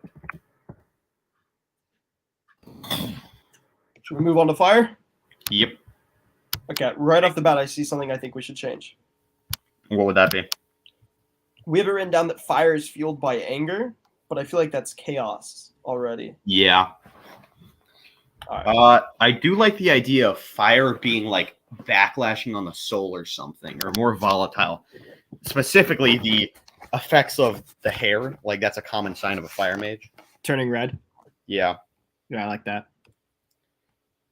Okay. I'm going to start writing the blurb. Fire magic. Oh, it's not in the font. That's messing me up. Is that not the font? Oh, that's weird. There, I'll just enter from there. Fire magic or pyrokinesis. Why is this one line different? There we go. Jesus is the conjuring of heat and flames using your aura as fuel. And we can change that a little bit later depending on how we want to implement stuff. Mm-hmm. Okay. Fireball, best spell of all time. Using your aura as fuel. So basically, this element is you turn your aura into fire. So it's volatile. It's a very strong connection, but it's And it also, burns through your aura. Yeah.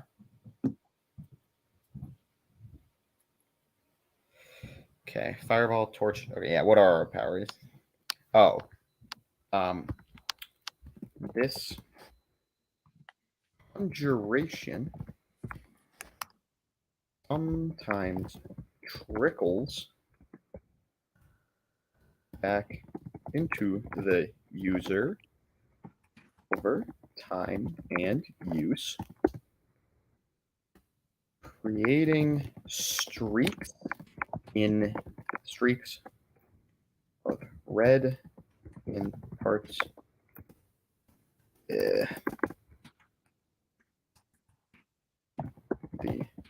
hair and slowly creating a resistance to heat and fire. And I love the idea that the way you train fire magic is by literally just making more fire. As you cast more spells, basically it trickles back into you and changes you a little bit too. Mm-hmm. And so the more you cast fire, the more your hair becomes red and you become more resistant to fire over time. I like that. And then of course their immunities or their weaknesses would be water and cold. Masters of this element tend to have names bright red or orange hair and feel no heat at all. We can go back and retroactively add little flavor stuff for the other ones too. Oh, I'm sure. Yeah. This is just right now getting a baseline for all of these elements. Yeah. Now I'm in the thinking mode though. I'm sure more stuff is going to come to me. Especially after we've completed the initial once through for all the elements. Mm-hmm. Okay. So, got small fireball. And I feel like fireball is self-explanatory, but I think it is you tear off pieces of your aura and you throw them in small controlled bursts. Mm-hmm. And yeah, I like that. As you grow in power, you gain more efficiency in your aura, the amount that you pull off. So a novice mage will grab a chunk and throw it, and it'll sort of burn quicker as it's going along. But a very experienced one compresses a small part of his aura into a tiny bead, which barely burns anything until it hits impact and then it explodes outwards or something like that. Yes, I like that. Okay. I'm going to just add this on top of your stuff. Feel free to add or rewrite as I'm going through these. Cherry Monroe says, in My Hero Academia, there's this character who has a power quirk that's explosion. When he sweats, he activates this quirk. I did not know that. That's awesome. Aura. And throw. We're not going to say throw because that implies throwing. Project. Good point. It. Did you write about the coldness / water in the top thing? No, I did not. If you'd like to I'm going to add this in. Yep. Direction. As it travels, it burns through the aura's energy. And that's why it's short range. Because the further you throw it, the more aura you're losing. Right. Their aura is literally jet fuel. Yeah, it is. I like that. Yeah. So I guess fire would be one of the elements where you can really grow your aura out. Well, I don't think it's growing your aura. I think it's learning how to use it correctly. Because in my mind, again, okay, the fire mage tears off a bunch of aura and he throws it, and again he burns it really inefficiently, and it's weak flame, and it's like weird mixture or something like that. But like a master mage, again, he pulls just the right amount, and then he's able to like burn it at the perfect time ratio or something like that like maximizes it. And on top of that, fire magic is like you're able to combine it with other stuff like natural things. Like you could have like delayed fire, where it's like you put your aura on something, you throw it with like gas or something, and then when you ignite it, your aura acts as a little sparker, and that's all it is. And then the actual component that you use does that. So while fire magic burns through your aura quicker, masters of the craft use as little of their aura as possible and use it simply as combustion. Like that's the big thing. True. Okay. Yeah, I like that. Okay. Copper says, without reading through everything, is there an invisibility ability somewhere? I think so. So light is one that we're working on, and that's one that we pulled from a different magic system, so we have to adapt it. But yes, invisibility is a part of that one. Mm-hmm. And then G Studio, my personal favorite Lego game is the original Batman one. And Dragon, what is yours? So I've played Lego Star Wars and Lego Indiana Jones, but I feel like I played a different Lego game that I liked a while ago. But I would have to Lego go with Batman one. I don't think I played that one. Oh, it's so good. You play through the whole game, and then you play through the whole game as the villains again. Oh, that sounds fun. But I think in terms of games that I've played, it'd have to be Lego Star Wars: The Clone Wars 3. Oh, that's a good game. Because that was the most recent one I got, and that one was fun.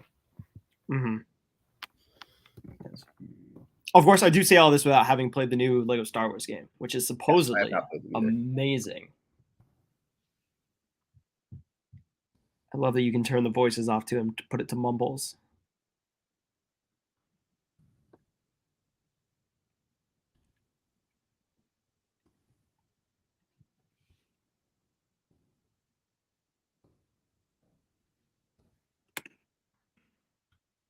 Also, and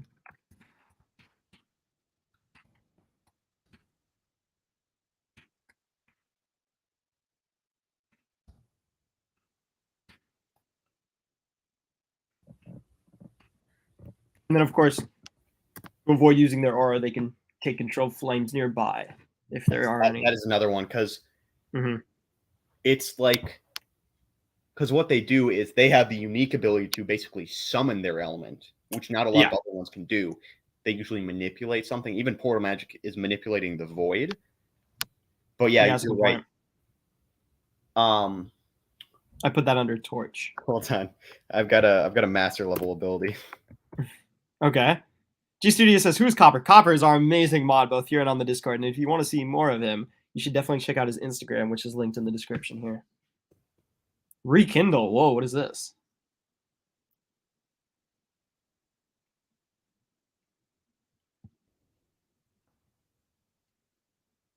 Oh, that is awesome.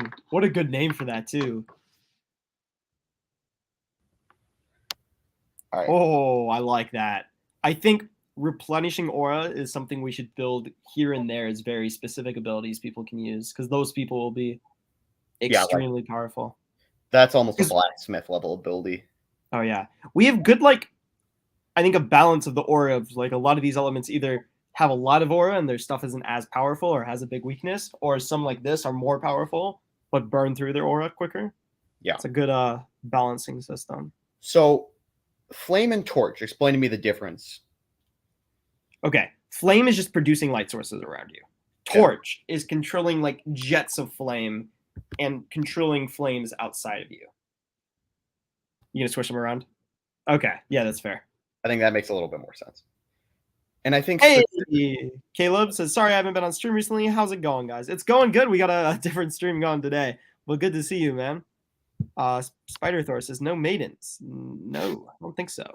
I don't believe that either of us have maidens. Low aura draining. That should clearly be our first monetization goal, guys. Get us to a maiden.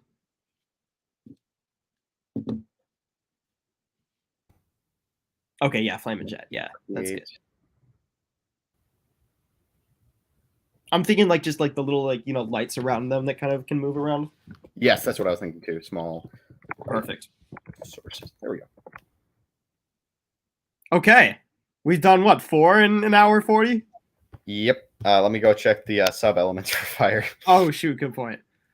I think there's only 1 or 2 because fire is pretty self-explanatory. But Sub elements are so much fun. I kind of like this new system though of getting rid of the sub elements. I like the aura specifically because we can really like have limitations.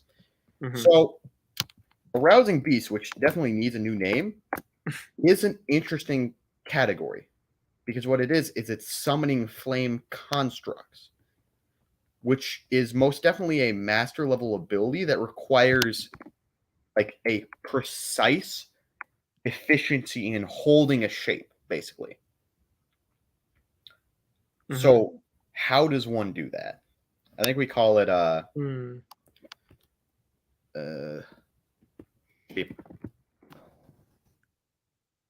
G Studios says, have you guys ever read the original Hardy Boys? I did, and I annoyed everyone around me by refusing to read them out of order because I was like, oh, it's got to be like every other book series where they're in order, which is not how Hardy Boys works. So they're 400 books.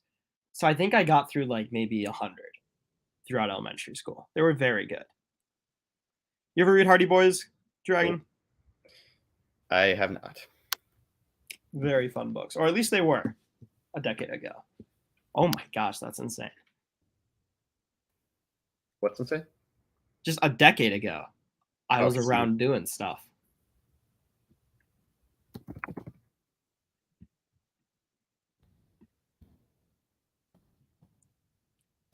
Flame shape, yeah, that's a good one.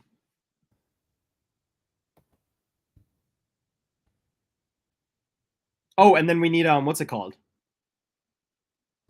Steam or boil, whatever we want to call it. Yes, we do. I think steam is a good one. All right. Because it's like you're boiling the water vapor in the air. I guess it could be all substances, right? The ability to just heat up. Oh, so hear me out. Flame shape is the aura version of ice in water. Oh, I like that. It's like the 4 elements have their base ways of like channeling the element into like an aura effect. So this one's here into animals, weapons, such as. Ooh, nice G Studio. It says I got all the Hardy Book boys. Books. Copper says I'm an animatronic bot that moderates for Dragon Portal. I try to prevent spam. And Caleb loves him. Hardy Boys, yeah, they're great. Large amounts of outside fuel and fine-tuned efficiency. Skilled fire mages can shape their aura into sustainable fiery constructs, such as animals. Okay. Steam. Ah, that's terrifying. The blood vaporize. Yeah.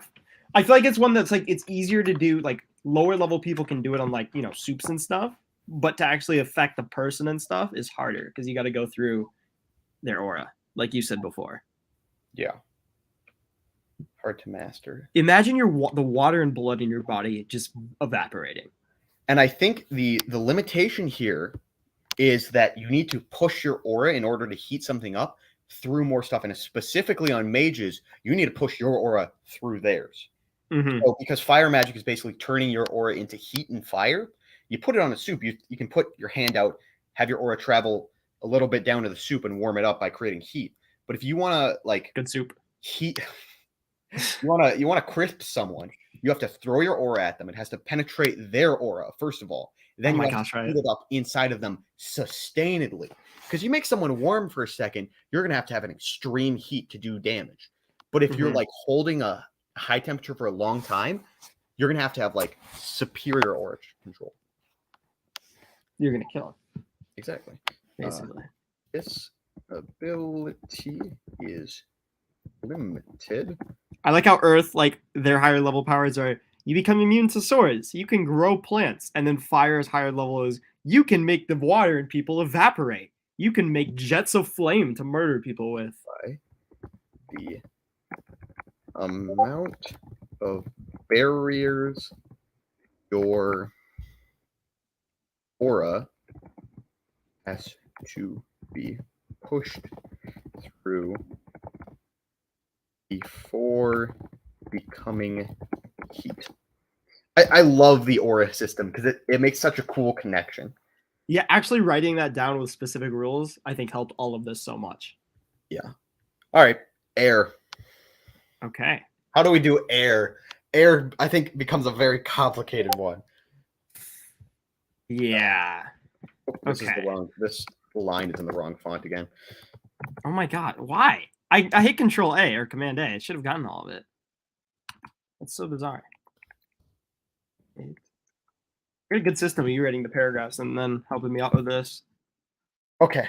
What do we call Air Magic's weird name? I know there is one. Um, Hold on. Let me look it up. Air Magic name. Aeromancy. ooh, that's good. Aeromancy. Okay, what is the connection here? Water is shaping it, like pulling it with your aura and moving it around and using your thing to change its shape. Earth is guiding with your aura. Flame is straight up turning it into heat. Air is manipulating air particles, I think. Yes. It's similar to water, but obviously Air is just everywhere. Exactly. But hold on, let's look at our previous materials. Okay. So it's changing air pressure and temperature, which is really nasty. Suffocate. Yeah, suffocation, basically moving air currents.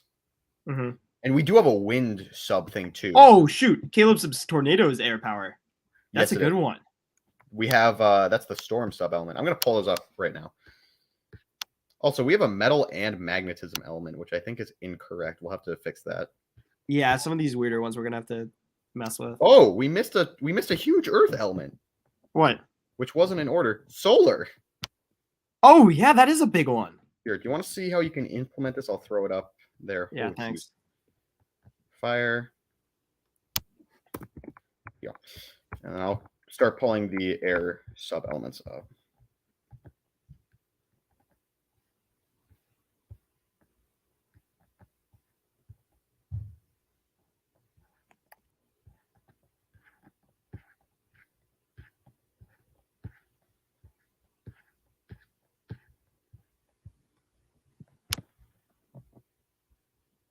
Oh, storm was literally the only air sub element. Hold on. Well, we got a lot of stuff in the actual elements. Suffocate, tornado, float, mask. We have a wind element. Is that why? Because I know we had wind on here somewhere because I had a system I was pulling from. Hmm.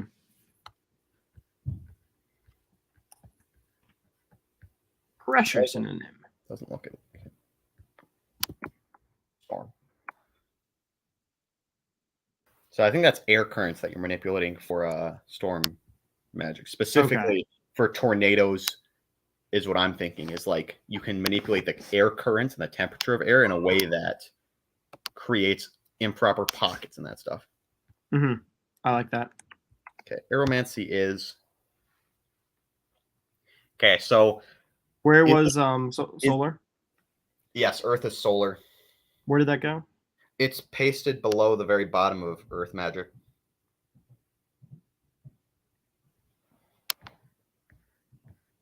Up here. Oh, there it is. Thank you. Yeah. I was looking at fire for some reason. And that one is just basically your connection with Earth allows you to enhance your abilities, basically. I don't know. It is interesting.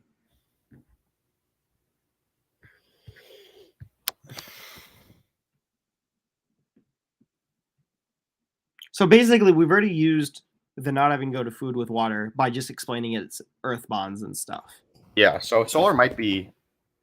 It might be either another sub-element that we implemented into, such as the one with light, or it's just straight up not an element because we've already got it. Yeah, I don't think we need it, honestly. Okay. Because I think it makes more sense from those abilities coming from Earth itself. Yeah, similar to Hydromancy. Hey, Chicken Nugget Slayer. Sense. Water, Earth for Avalanche, Copper says. Ooh, I don't know. I guess that'd be an Earth one. It's just Earth's main ability, which is messing with the Earth. Yeah. Oh, for fire, there are firestorms. Ooh, yeah. Actually, Avalanches, snow mainly, so that would be ice potentially. Oh, good point. I was thinking earthquake. I think because we had this before, and obviously without sub-elements, there's not a place for it. I think we should have an additional tree at the very end we can do, which is traits that only come out when you have a specific combination of elements, Definitely. like fire nados and stuff. Similar to hydromancy, in the sense that you are able to manipulate the shape,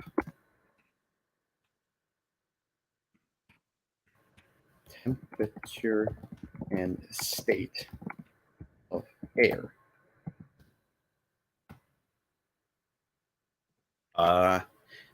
So air is air extremely sustainable because it's literally everywhere, or is it hard to control because of how much of it there is?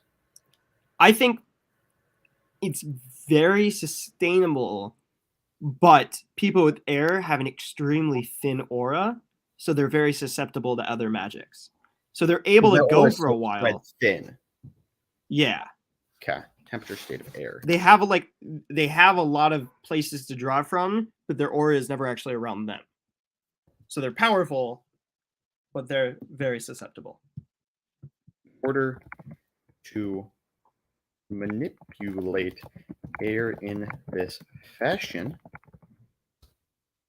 Aeromancers' auras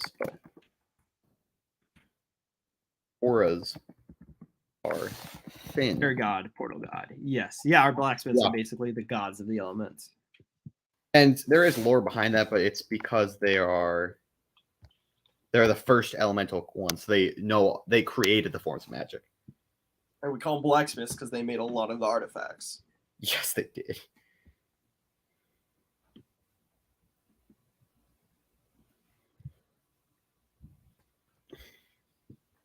Okay, the ability to change the density of air on oneself. No. In order to manipulate air in this fashion, Aeromancer's auras are thin and spread across large areas of open air, which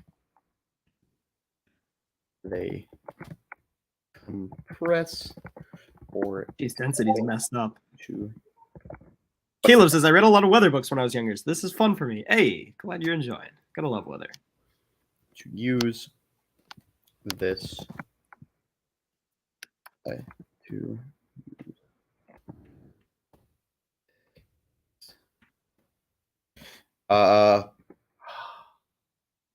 so what is the limitation of air? Obviously Earth is like you're off the Earth, you have weak connection. And I would say obviously we have the spread thin, but what if it's even if your aura is confined to a small amount of air, you still have a thin aura because it's like naturally trying to go to large amounts of airs. Yeah, I like that. Your aura is just, you always have the minimum amount of aura around you.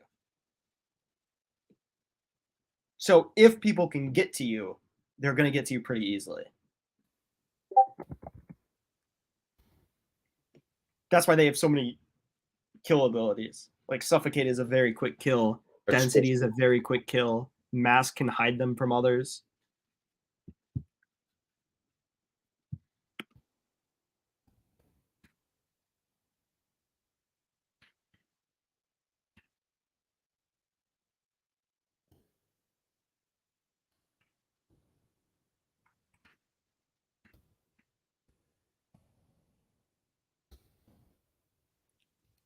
The ability to, how do we explain float? Oh, so the big thing I have with this is manipulating air currents. Okay. So because they can warm and move air, that's how they make a tornado.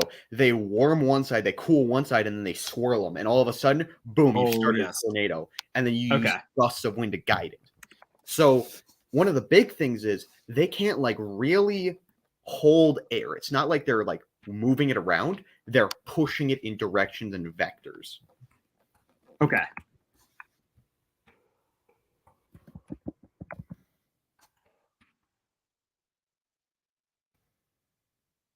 So for tornadoes, however, once created, they're often hard to control. Suffocate. What is this? I assume this is. Cutting off the airflow to people. I think it's just making it so that the air moves away from someone. Mm-hmm. With enough control, you can push air to a way that it. Oh no. That it overcomes the power of its own vacuum. So even though you're pushing all the air away from one spot, which is the person's lungs, you have enough power that you push it out. Yeah. And so it's not actually the suffocation that kills them. It's their blood boiling in the vacuum, which is like really messed up, but still. Air has a lot of messed up powers because density too, just crushing people. We had that written down. Magic. I don't understand how it would go. So basically, you condense all of the air around them to the point where the air particles, because air is particles, it's pushing all of their like skin and bones together, crushing them. You'd have to control a mass amount of air though, because you're also controlling, all like the dust particles that are in there as well. I have an ability. Okay. It's called Drought. Oh no. What does that do? You superheat the air, or rather, you push all of the air with moisture out of an area, as well as heating up the temperature of the air in the area. Oh. In an instant. That's brutal.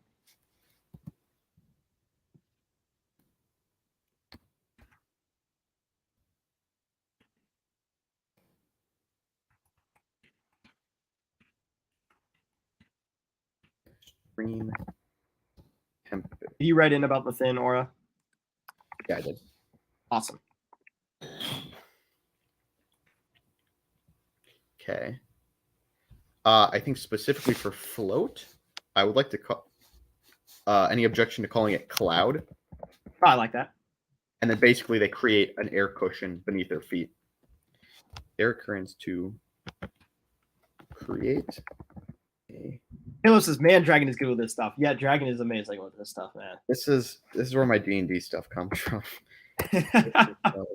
Rideable air. I just realized. So you remember how you said you wanted more void magic spells and like portal spells? So I compiled a list of spells from 2nd to 6th level of like non-PHB spells that you're going to discover. Oh, nice. 9, 12, 16. So I have 16 additional spells that you're going to get over the course of your arc. Whoa. And I just realized that you're halfway through the first third of your arc, and I have failed to give you any of the spells that I've allotted to that level. So if we do like a mega session, you're probably going to discover 2 or 3 spells. Love it. And to be clear, because you're a void, like your character's like teleportation void mage, only your character can learn these. So it's not like Malcolm will have like, there's an upgraded form of magic missile eventually. And because of your like specialization and attunement to like the void magic, you can do it because you can handle it. They can. So Levi's got his power word, you got void magic and teleportation. Level 11 magic missile, but it's super OP. Yeah, it's a fun one. I love that. There are lots of abilities I think you'll enjoy. There's a couple of gamble spells in there too. Yes. Okay, so we have air is pretty good. Storm looks pretty good. So here, was that the only sub element? Storm. We're gonna call this well, that's just tornado. Because water is precipitation in actual storm. Good point. Wow, I cannot believe there's no more sub elements for that one. And so I think mask allows you to so we have immunity to suffocation in here for some reason. Do we need that? I don't know. I feel like that's a given. Like they can use the air particles around them. Yeah. So it's all pressure, levitation, flight. Yes. I can't remember if this is a real thing or not. Does having more oxygen in your system give you more energy? Hold on. Let's look at the scientific thing. More oxygen in blood benefits. Okay, you can increase the amount of blood. Okay, hold on. Benefits. Some studies have shown an increase in survival rates in patients who use oxygen more than 15 hours a day. Supplemental oxygen improves sleep, mood, mental alertness, stamina, and allows individuals to carry out normal everyday functions. Oxygen So, therapy. on a cellular level, oxygen helps replace cells that wear out and supplies you with energy, supports your immune system. Okay. I think there should be a tree, an ability for that. For just being able to pull more air into your system. Yeah, and what do we call it? Tempest breath. What breath? Tempest breath. All right, I like it. Hello, Slorio Animations. Man, I still love that name. It is so much fun to say. Welcome, welcome. Me and Dragon are going through some lore here. I think what we will do, Dragon, is do some of this off stream. Oh man, I was gonna say just at the end of this, share, because a couple of people have asked, like, share a PDF or something in the comments of this, of just the part that we went through so far. But yeah, we have a lot to do here. Yeah, we'd have to download it as a PDF as well, because I think if we share the Google Doc, other than people being able to edit it, they might be able to see your actual name. Good point. Caleb says, do you guys have X-ray vision or something like that? I don't think we've built in X-ray vision yet. No, not yet. I'm working on it. Okay, there we go. Oh my gosh, Dragon, we're at 2 hours. That was insane. Shoot. I don't have anything yet, but if you got to go, don't worry about it. Neither do I. We could go for 3 hours. Okay, nice. All right. So we're actually at Portal now, which is nice because we already did that. Okay. I like where we're getting with this. Also, we're on page 8 of 34. So, oh my gosh. I feel like chaos is potentially one that we need to come back to later, because I feel like chaos and order need to be made at the same time. Yeah, I agree. Also, I drank too much liquid. I'm gonna go to the bathroom again. Okay. Oh. Higher awareness, concentration, energy levels. Higher awareness, concentration, energy levels, stamina. What else do you get from oxygen therapy? Reduce stress, headache, and reduced.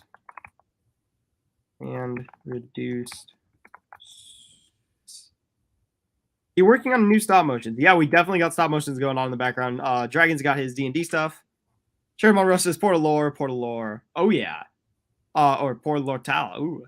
Yeah, and then I of course got I got some fun stuff coming out. We got a Spooky Scary Skeletons full video coming out in a couple of days, which should be fun. And then it's not a stop motion, but I have a video on Autobrick's Pathway to Fame, which should be coming out pretty soon. It's all done actually.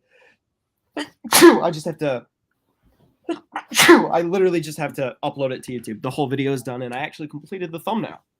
So that might come out tonight. Okay. So we got a lot of big elements coming up because we got rid of the easy ones. Oh, man. So yeah, we got rid of the main four in Portal. Okay. Yeah. We have... Chaos, let's leave. Aether, let's leave. I don't know about magnetism because that's just basically Magneto. What's an easy one that we can do first? Because we're getting into the more complicated lore-wise one. Ghost or time? Oh, I hate that time is the easiest one. I love lights for brick films, G. Lee. Sherry Monroe says, bless you 2 times. Thank you. Yeah, so Ghost, though, is and Plasma. Let's do Ghost. Okay. Plasma's actually a really simple one, because that one's like a set progression, I think is the way we've done it. Yep. And I think it mostly stays like that. Yeah. Okay, so... I think there's a couple things we add to Plasma, though, to give it...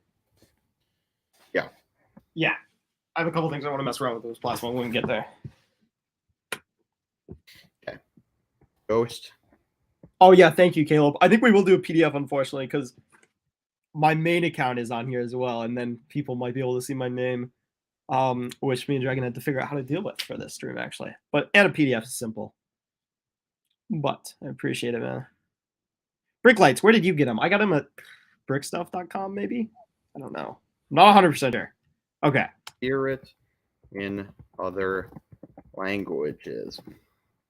Hey, it was some Times New Roman that time. Isn't that nice?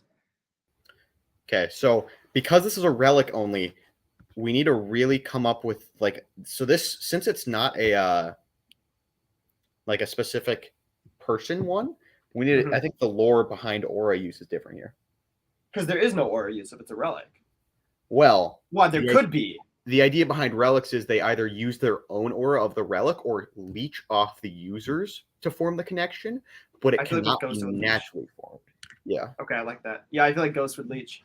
Spirit. Or a leech. That's a good term, Dragon, that you made there. Off topic. Both of you have seen Top Gun Maverick yet. Copper, that movie is so amazing. Oh my gosh. It was, I think, just as good as the original. Absolutely loved it. Yeah, so Aura Leech, and then there's not going to be an insane amount of abilities for this one, I would assume, that you can't attain right away. Correct me if I'm wrong. Yeah. So this is like a whole different system. Spiriturgy. Spirit what? Spiriturgy. Oh, for the name? I like that. Yeah.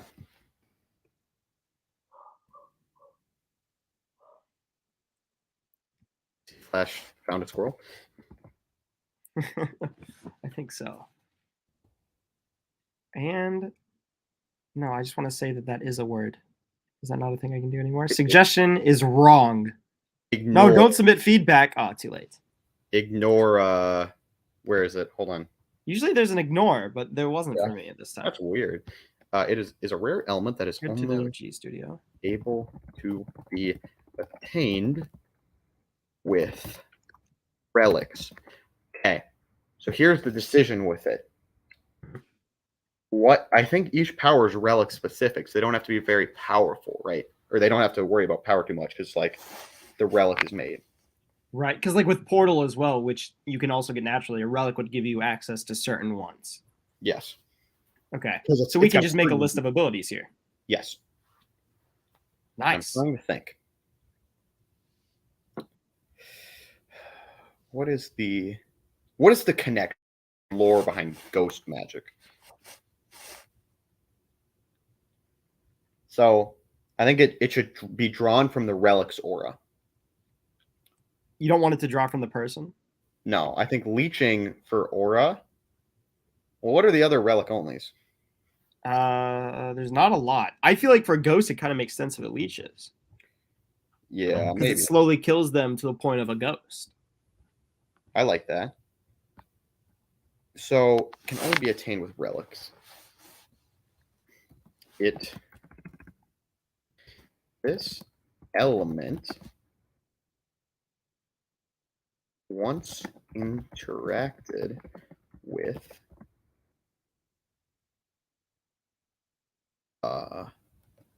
connects to the user's aura. Ooh, Ionian. I like that term. Ooh, what is that? Ageless or living for eons. I like that.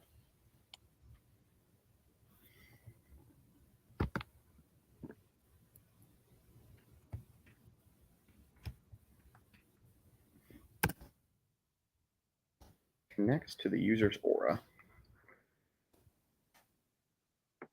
and leeches power from. But can't be. So what is?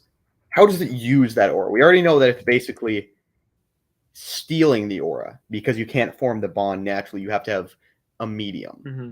And I would say aura leech tends to have a bad connotation. Like it's not like it leeches to the point of illness or death.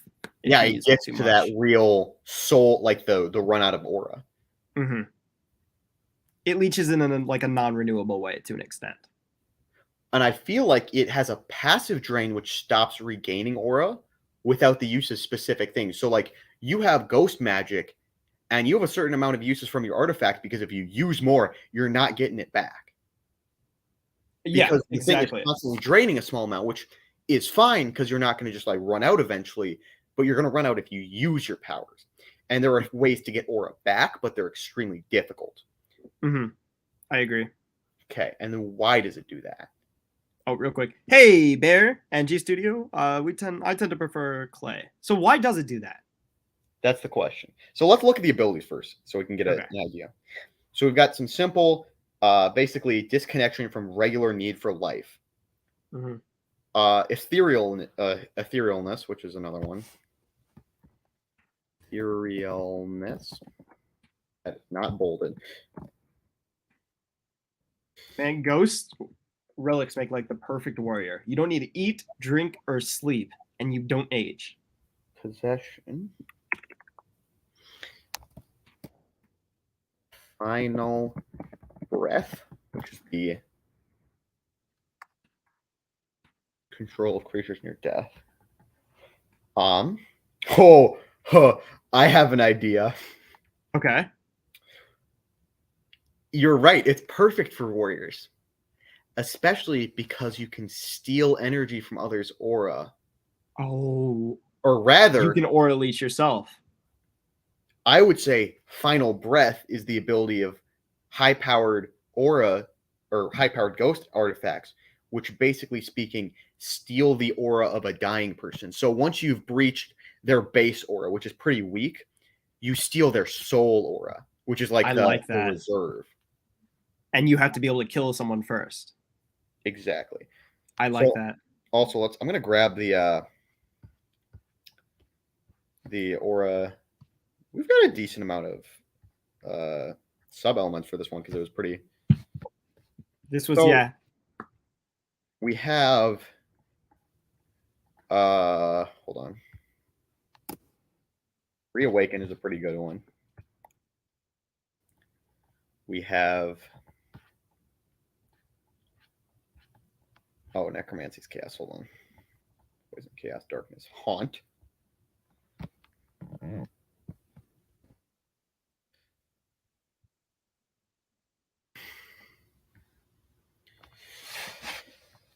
Intangibility. That's etherealness is what I have that as a. Oh, perfect. Haunt and Reawaken seem like very simple or similar abilities. What are those? Haunt is you cause a small amount of fear shortly after death, haunt a person for a decade or two after death, haunt a group or generation, if not forever, after death. And Reawaken is come back as a small weak spirit after death, come back as a ghost after death, come back as a ghost after death, and then slowly come back. So I think this is. I would say just keep Reawaken and take it like, even though it's going to drain your like life form, once it kills you, you're not necessarily dead. You're a ghost or a spirit. Oh, rip. Coppers is not that depressing, guys, but we just lost our animated PFP and our emotes. Shoot. I'll have to go back and add that back in. We'll have to look into that. Yeah. Spectacular Spider Thor says, if you all aren't, put up a video and a link to this doc in the description. Yeah, we'll get it up there eventually. We will definitely get it up there. We're going to find a way to link a PDF. It'll definitely, though, be in our Discord, because that's easy to do. Yes, it will be. Okay, so right now we have the name. We have that it's rare, that it's obtainable with relics, that once interact with, it connects to the user's aura and leeches power from them. How is it using that power that it's stealing? Because all the other ones is like, oh, with portals, you're ripping into a dimension. You're controlling water. You're creating fire. You're shaping earth and air. Mm-hmm. So I think it's all these passive abilities, right? You lose the need to eat, drink, or sleep, and you stop aging. You can start to move through matter. You can replenish by aura leeching from other people with final breath. And then, of course, you can possess people. I've got it. Yeah. It's absorbing your aura and fusing you with aura. Intangibility is because you can briefly become one with your aura, which is not a tangible being, go through something, then become solid. Ooh, I like that. Spiriturgy works. Manipulates the boundary between material and aura energy. Using your aura to temporarily. Oh, that's the ability. That is a horrible spelling, but One monk content.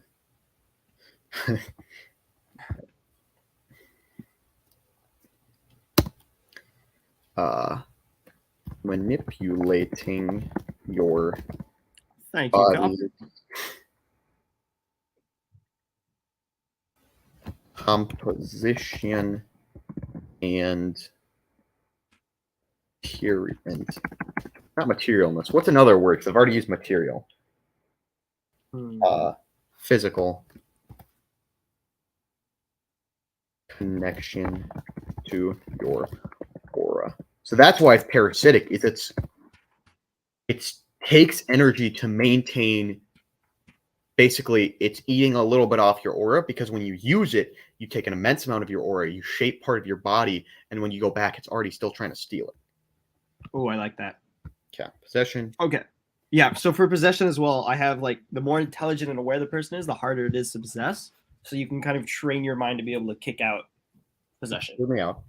Since this idea of ghost magic is you are connecting with your aura, possession is you manipulating the other person's aura.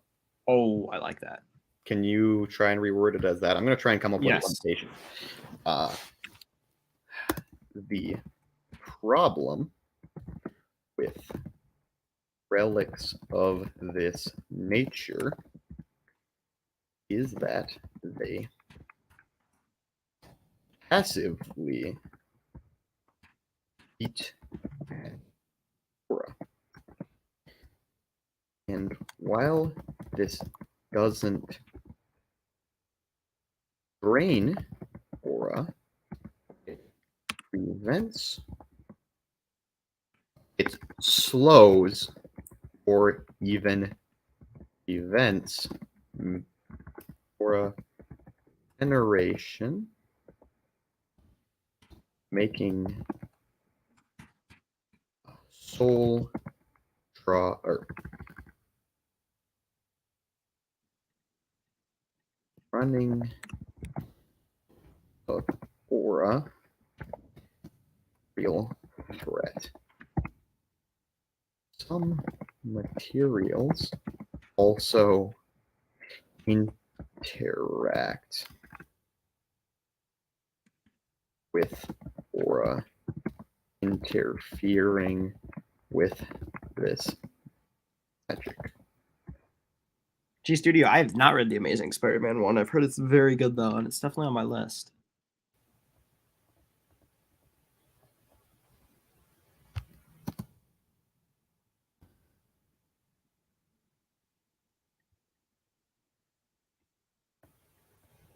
Okay.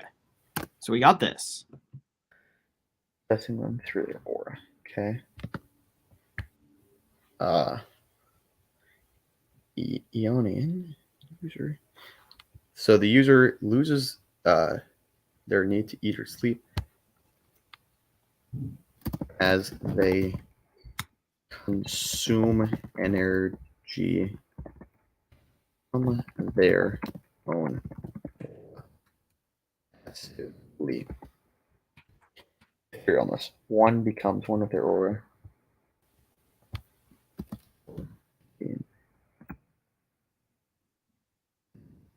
Ability to move through objects as you more powerful the aura slash art. Calling it relic for some reason. You don't like relic? Oh, well, the official name is artifact, and I call it relic for some reason. Oh, I feel like they're both interchangeable. Because we have relic hunters. I would consider artifacts as like just the general category, and relic as the most powerful versions. Okay, like So, the girls. Yeah. I like Ability that. to leech the aura off of the leech the aura reservoir. That's what I'm going to call the final aura thing.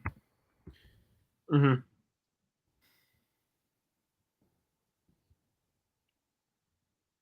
So because the artifact with this one is actually leeching off of the person's aura, it's got to be harder to separate the two, right? After a certain amount of time. Ethereal? So no, with like a normal aura, right? If you're using up the aura of the actual object, like you can set the object down and stop using it. But with like a ghost relic, it's got to kind of connect to you. That is a good point. How does it connect to you? It melds itself with your aura. Yeah, that is a good point. Because if you could just set down the relic, it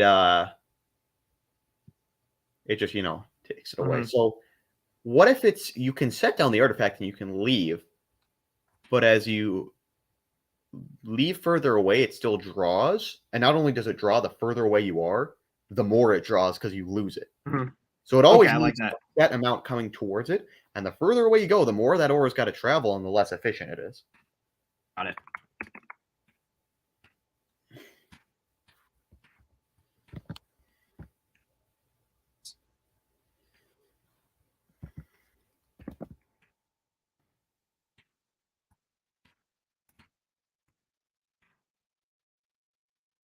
There we go. Jeez, we're about to 2.5 hours. We're going through them now, though. We are. We're really. Now that we're gonna set up. Do you want to double check? I don't think there's any more sub ones, but there might be. Yeah, I'll check real quick. There's a lot of order and chaos sub-elements. There is. No, That's we're going to good. be the most complicated one. Mhm. Draining more. The the relics we're gonna have to really go through, and Yeah. I think a lot of them are gonna be deleted. Yeah.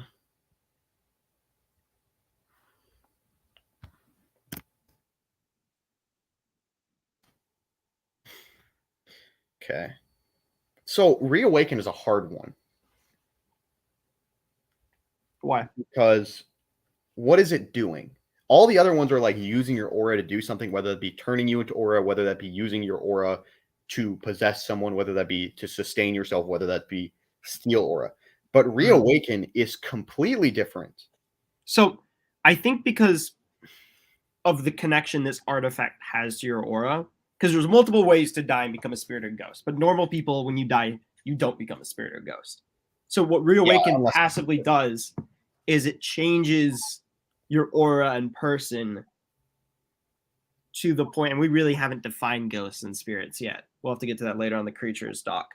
But to the point where you get to the point where when you die, your next step is spirit or ghost.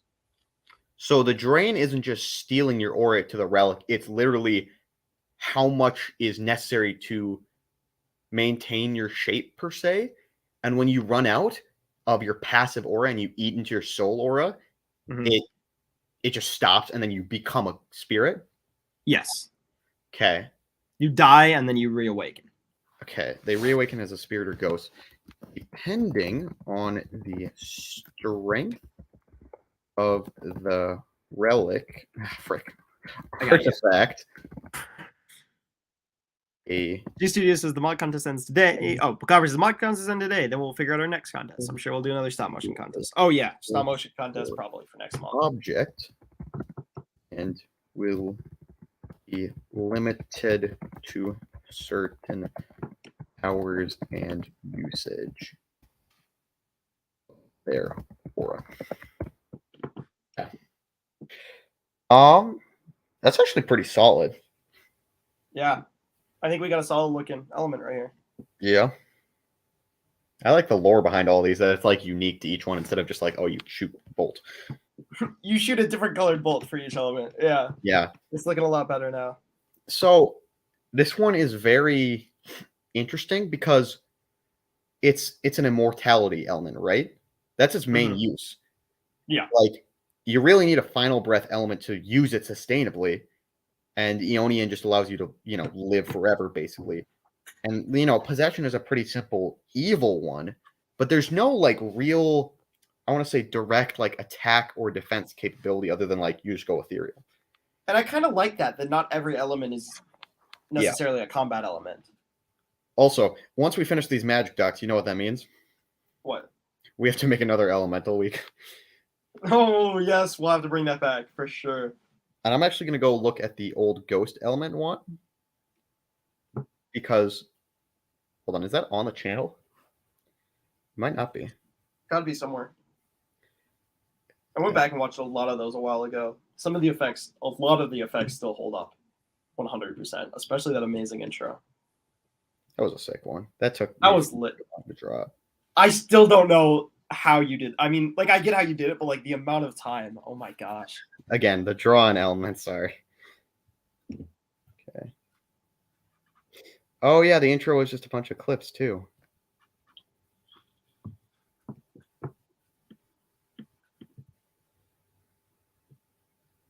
Okay, I'm quick watching it now. The gray on a black background wasn't my best choice, I'll tell you that.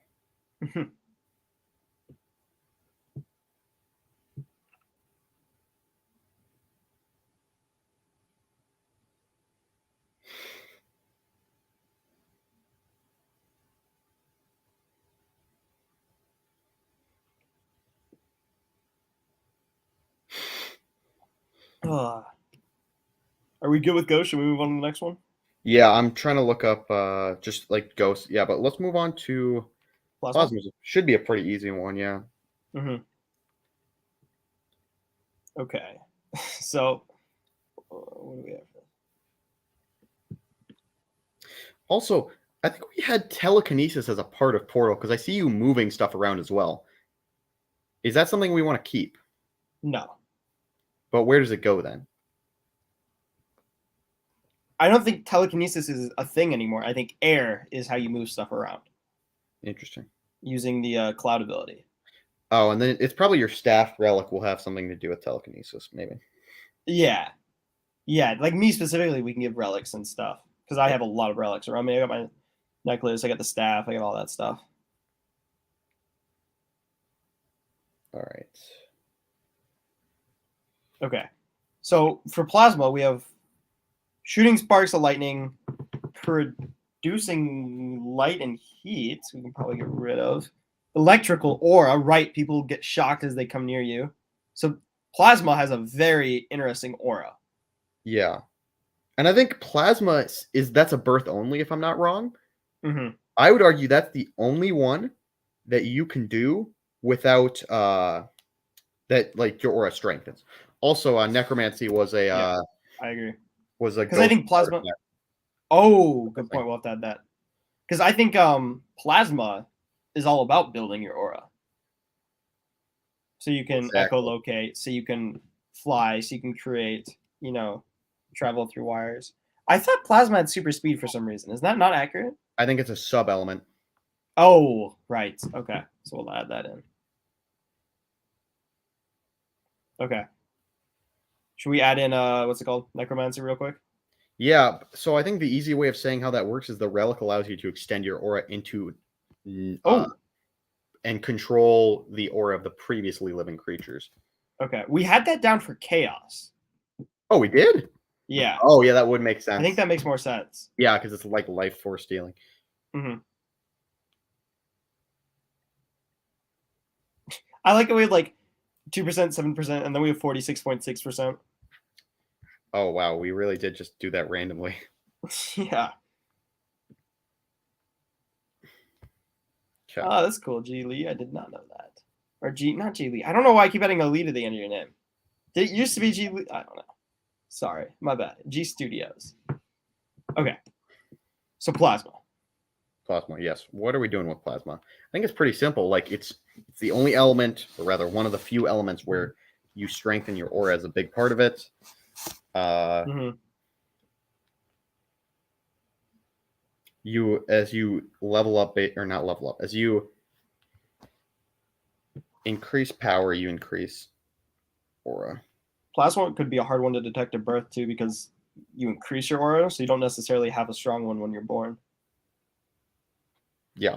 So what are the plasma sub-elements, if we can pull those up? Yeah, let's pull those up. Lightning. Lightning, yeah, that's a big one. Oh, that's the super speed. Oh, thank you. I don't know why lightning is the speed one, but I have no idea. You'd think lightning would be lightning. That's the only one. It's increased speed and Oh wow, we do have a lot of chaos and order. Okay, cool. I think that's why I forget my powers because they're all sub elements. Yeah, order is like one thing, and then it's all sub elements. Okay, so I think we just integrate this in, which is as you increase in aura, your aura enhances your speed and reflexes directly by. I think. So basically, it's a tree where you progress one at a time, so we can get rid of the percentages. Yes, it's a one at a time. The percentages were like how much of your aura is manifested or something like that. Yeah,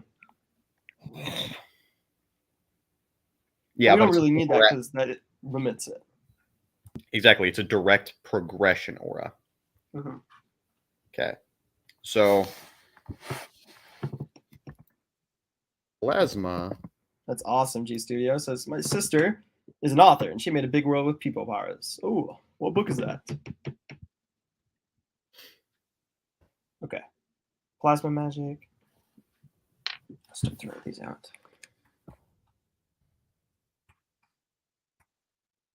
Currents. I'm going to change lightning to lightning. And then speed we can call something else, if that's okay with you. And I would say speed is as you increase your electrical aura or like the plasma in your aura, your neurons fire faster or something like that. So you are able to move your muscles faster, your brain moves faster, your reflexes move faster. I like that. I think we have this one specifically is like passive.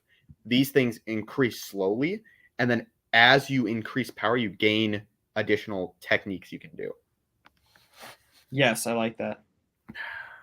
Not electromancy. Curse. Turkey. Plasmaturgy. Plasma what? Plasmaturgy. That is what we call the scientific magic name. All right. Is the manifestation of your aura in plasmatic energy. That is definitely not a word, but we're going to go with it. This is one of the few elements. Should we get rid of produce light and produce heat? Because those are already taken. Yep. Grow. What is defect metal objects? Detect. So like, I mean, I think we have a metal magnet thing that we're going to put together, but the idea behind that is like, yeah, that's not a good one. Okay. Because there's definitely the echolocation through magnetic currents is a big thing through metal, but you grow your auric. Desk lamps for lightning are great. G Studios. I have like this blue flashlight that I use, which ironically isn't blue in real life, but when I use it on camera, it always looks blue. So it works. Light we can probably get rid of. Yeah. Aura becomes so. This is the more controllable form of ghost magic, basically, with less possessive powers, basically, and immortality and more transportation in sense. Your aura becomes stronger, and Did you call it the neurons move faster? Yeah, neurons fire faster, and electrical currents are sent quicker through your body as your aura increases your neural system. Right. Your aura becomes stronger, and the line between the electrical energy and your physical form becomes easier to transition between.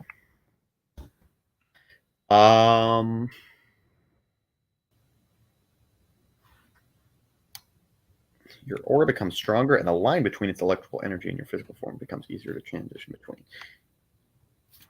The major drawback to plasmaturgy is its rigid rigid progression, as you must master each form of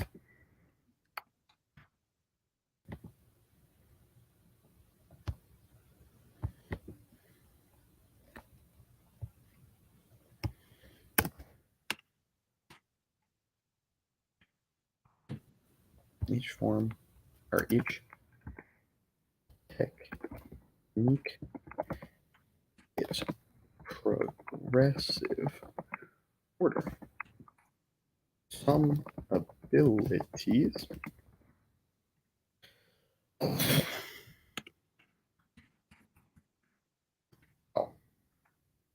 most abilities grow in power range as you can produce more electrical power.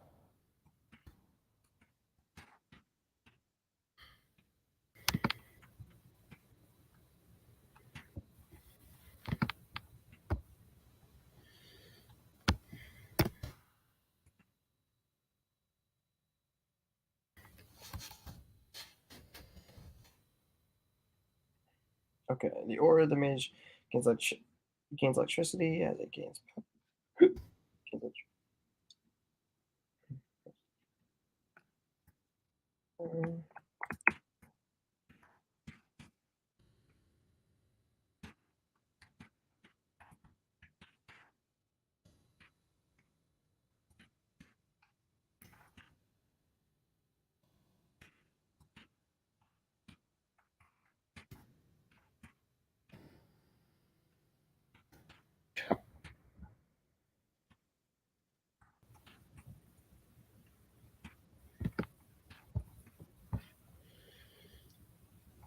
And so the electric aura also helps move things out of the way as they run by shocking, at animals or not animals, bugs and stuff. So it's not flying into their face. Okay. What is lightning supposed to be? Shoot lightning. Is it a lightning throw or like just lightning bolt? I think it's like a lightning bolt. Okay.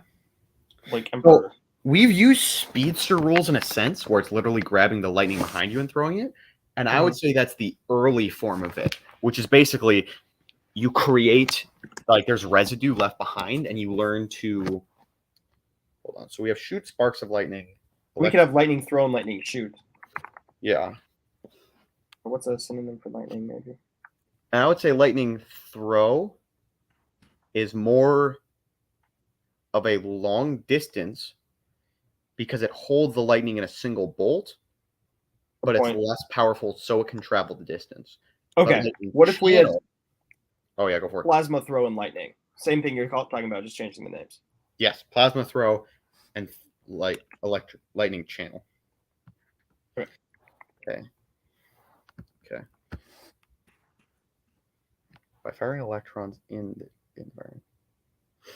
Ooh. I like that. I think the original echolocation thing was using metal objects to be able to sense creatures by sensing electrical resistance. Oh, that's interesting. Should we change it to that? I'll change it. All right. G Studio says, have you ever gotten pulled over by the police for speeding? I have not. I got pulled over by the police for expired tabs. That gave me a heart attack. Oh, I bet.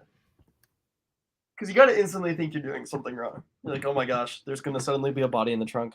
Well, I was like, I wasn't actually speeding for once. Like, I never speed. I always follow the speed limit, law people.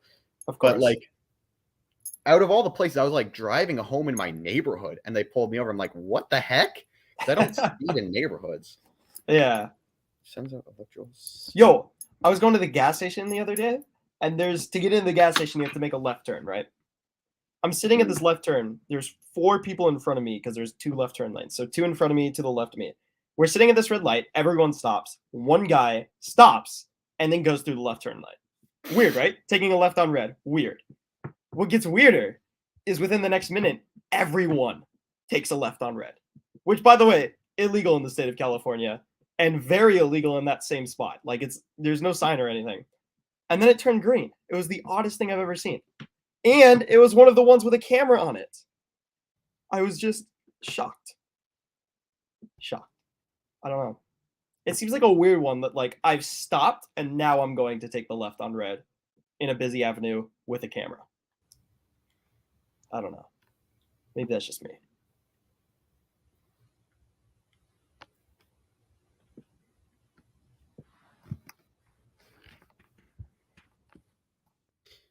So I think dash comes first because that's a passive ability. Right, and then it increases. Yes, because that comes before plasma throw. What is electric currents?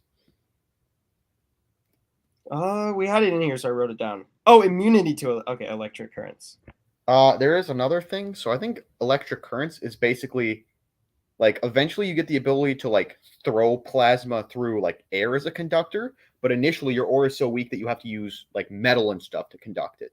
So maybe that's what a current is. It's the very first thing you can do is send your electrical aura through conductive materials, which can, as you get stronger, overload electrical devices. Okay. Cycle. Portal seems to have a problem with authority. The TSA, the chips. Okay. I disagree, but you're not wrong. I have been known to say I want to rob a bank. So, yeah. I don't have a problem with authority. I just don't like authority. I don't know. I don't have a problem with authority. I just run into issues with authority, which is a fancy way to say I have a problem with authority. That's funny. I've never thought about it that way before.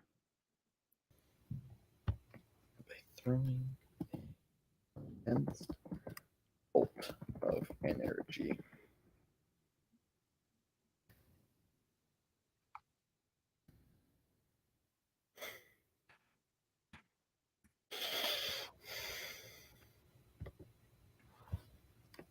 If you had plasma with any other element, you'd be so powerful. Oh, absolutely. Like, imagine being able to super cast like fire or something. But I think that's the thing, because plasma is a completely different aura. I think it's one of those elements that you can only do by itself. Could you use a relic? Maybe that would be. I think that would be the only way. Mm-hmm. Kyber says soon. FBI, CIA, Scotland Yard. Who knows what's next? Okay. Okay. Yeah. Hopefully I stay off of the FBI's radar. Hopefully. I think we're already both on it.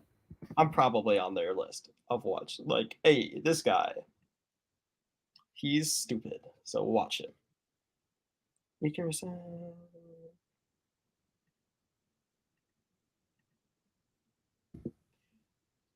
Okay, this one's looking beefy. I like this one. Yeah, that's nice. So the last thing that oh yeah, go for it. Just to prove this isn't all images, we have 40,000 characters and nearly 7,000 words in this document. Jeez. Oh man, that's insane.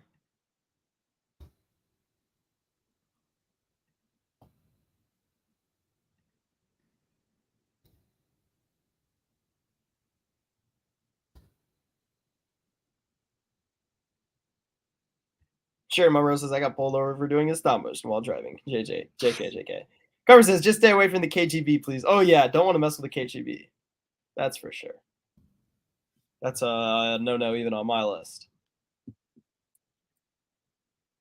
This is about to be our first 3-hour stream in a while, Dragon. Oh, sure. This is 1/4 of a 12-hour stream. I will remind you. Oh no. A fourth, Dragon. A fourth. 1/4. Apparently, we can just write magic for 12 hours. Maybe that's going to be a section, especially when we're going to be right next to each other. That'll be like, okay, so we blew through everything. We got 6 hours left. We're going to pull out the magic dock. Duct tape together. This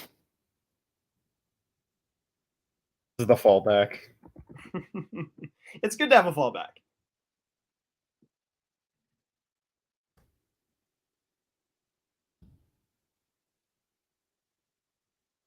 Okay. So are we good on plasma? I don't believe we have any sub-elements for it either, so it should be really good. Yep. Okay, Copper says so this is preparation for the 12, not 24-hour stream. Yeah, exactly. Copper. I feel like metal and magnetism need to become one. Mm-hmm. And I think it should be called metal. Yes. And I think those are like base elements, like together. Like those are really beefy elements, except magnetism is just literal magnets. Yeah. Okay, so I'm going to copy and paste that down to metal. And let's see if we can get some of it done. Oh my gosh. Jeez, we still have the big three that we have to deal with after that. No, like, actually, no, we got quite a couple. And Dragon, we've only touched elements so far. We haven't touched opposite elements, diametric rate mages, universal planes, significant people, blacksmiths. We have not touched relics. We have not touched the revolution gems. We have not touched materials, and we have not touched other. Oh, Nor important people. no, we have not. Nor have we touched the creatures document. Nor our tree sheet that we'll have to make. I don't like the creatures document. Is metal a born with or is it a learnable? I feel like metal's learnable. Yeah, I think so. Is magnet is natural only though? I'd be down for natural only. Yeah, I think so. But how many learnables do we have then? That's the question. I feel like the learnables only really need to be the main four, and then Yeah. a couple others. And the other ones are just rare, basically. Yeah. And I would say chaos and order are learnable as well. Mm-hmm. Okay. In that case, all right, metal. Let's do this. Metal magic, or what is it? The magnet one. Never mind.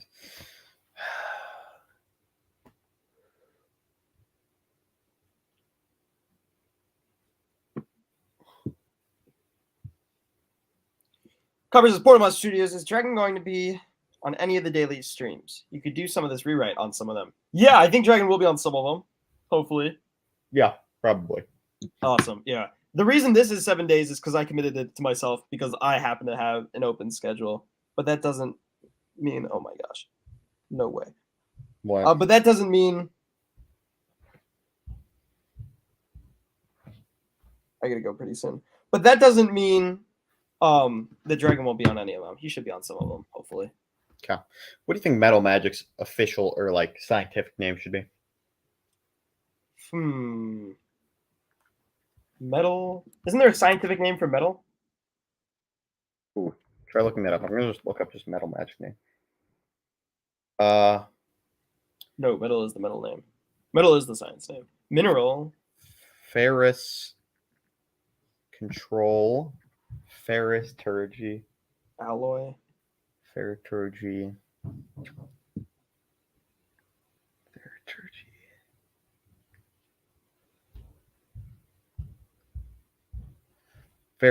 Ferrokinesis. Okay. I like that. Kinesis. Stems from ferror, which is iron in a sense. Is the okay? How does it work? This one's a little rarer. Is the use of aura to control the or. I hate to do this. Oh. We got 7 minutes till we hit 3 hours. After that, I have to run. I just realized I have a traffic drive I got to do, unfortunately. Sounds good with me. Let's see how much of this we can bang out. All right. By expending aura, you can... By expending aura, you can mold, combine, and shape various metals. Okay. That's pretty simple. This is a limited form of magic as the less or the Oh, as you can only manipulate metal. Oh yeah. I'll just tell the truth, Portal. You have to go to defensive driving school. We all know. Nah, unfortunately, my dad's car broke down, so I gotta go pick him up from work. And if you guys haven't driven in California during rush hour, boy, are you missing out. 70 minutes for 20 miles is what I got in front of me. Gotta love it. Okay, so basically, it's really hard to control non-pure metal form stuff. Okay, I like that. So the ability to turn your hands and feet into metal is interesting. Mm-hmm. Because are you Oh, it's transmutation. Mm-hmm. Yeah. Oh, there it is. It's not ferrokinesis. No, it's not transmutation. No.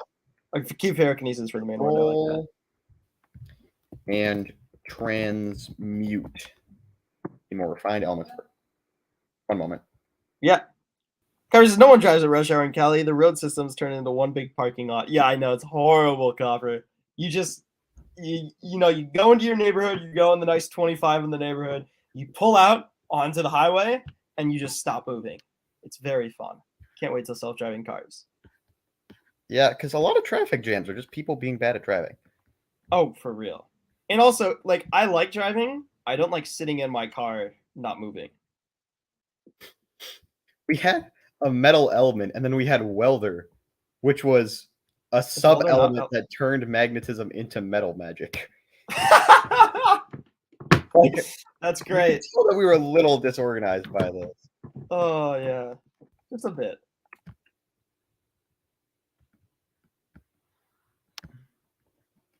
I know when I flew, I would also like do some of this, and then there would be like no internet connection. So like, there'd just be like a minute when I got onto Wi-Fi that there's like now 3 new pages of stuff, and that and then I'd be gone, so we never really talked about that stuff, and then we just do stuff on our own and like yeah, that's it now. So, Conversation. I've been on the I-5 at rush hour. I know. Yeah. Oh my gosh, gotta hit the I-5. Not fun. Magnetism welder is a useless ability. Why? Because it's just the metal element, but for magnetism. Oh, yeah. That's a good point. Okay, so first of all, I think that's going to be the name of the ability. We have transmutation. Maybe that is fighting metal would be so cool when you have like them fighting against people with bows and swords. Because like as they shoot arrows onto them, the metal melds onto. You need like wooden stuff to fight them, or plastic, or obsidian. Oh, obsidian! Because that's not a metal, and it's strong and sharp. Indeed. Ooh.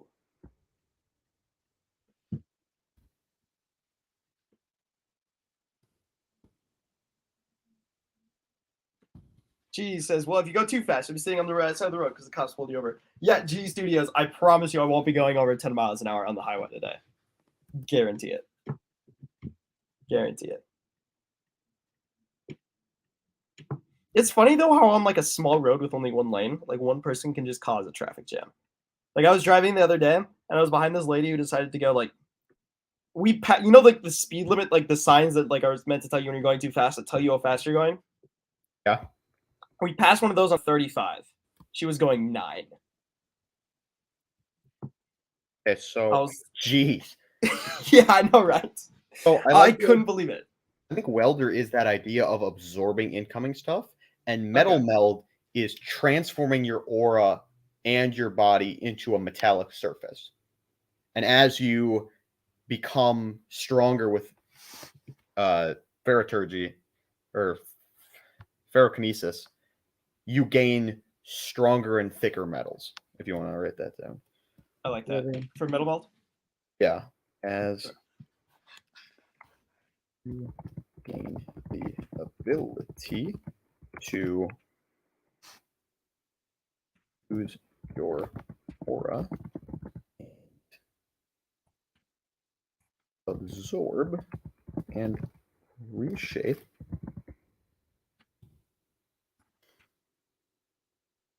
Metals.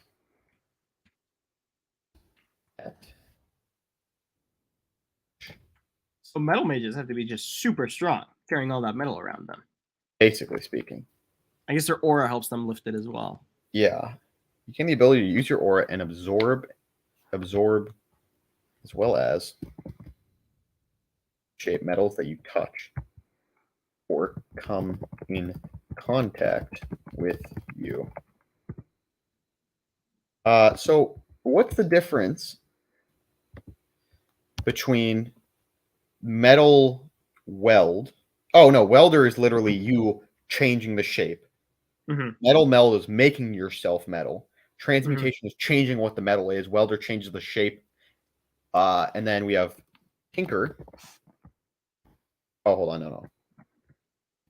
As you increase in power, you can Metal's not too complicated, at least. Oh, but we're gonna add magnetism into it. assemble more complex Oh, I gotta go. Okay. I'm sorry. Do you want me to?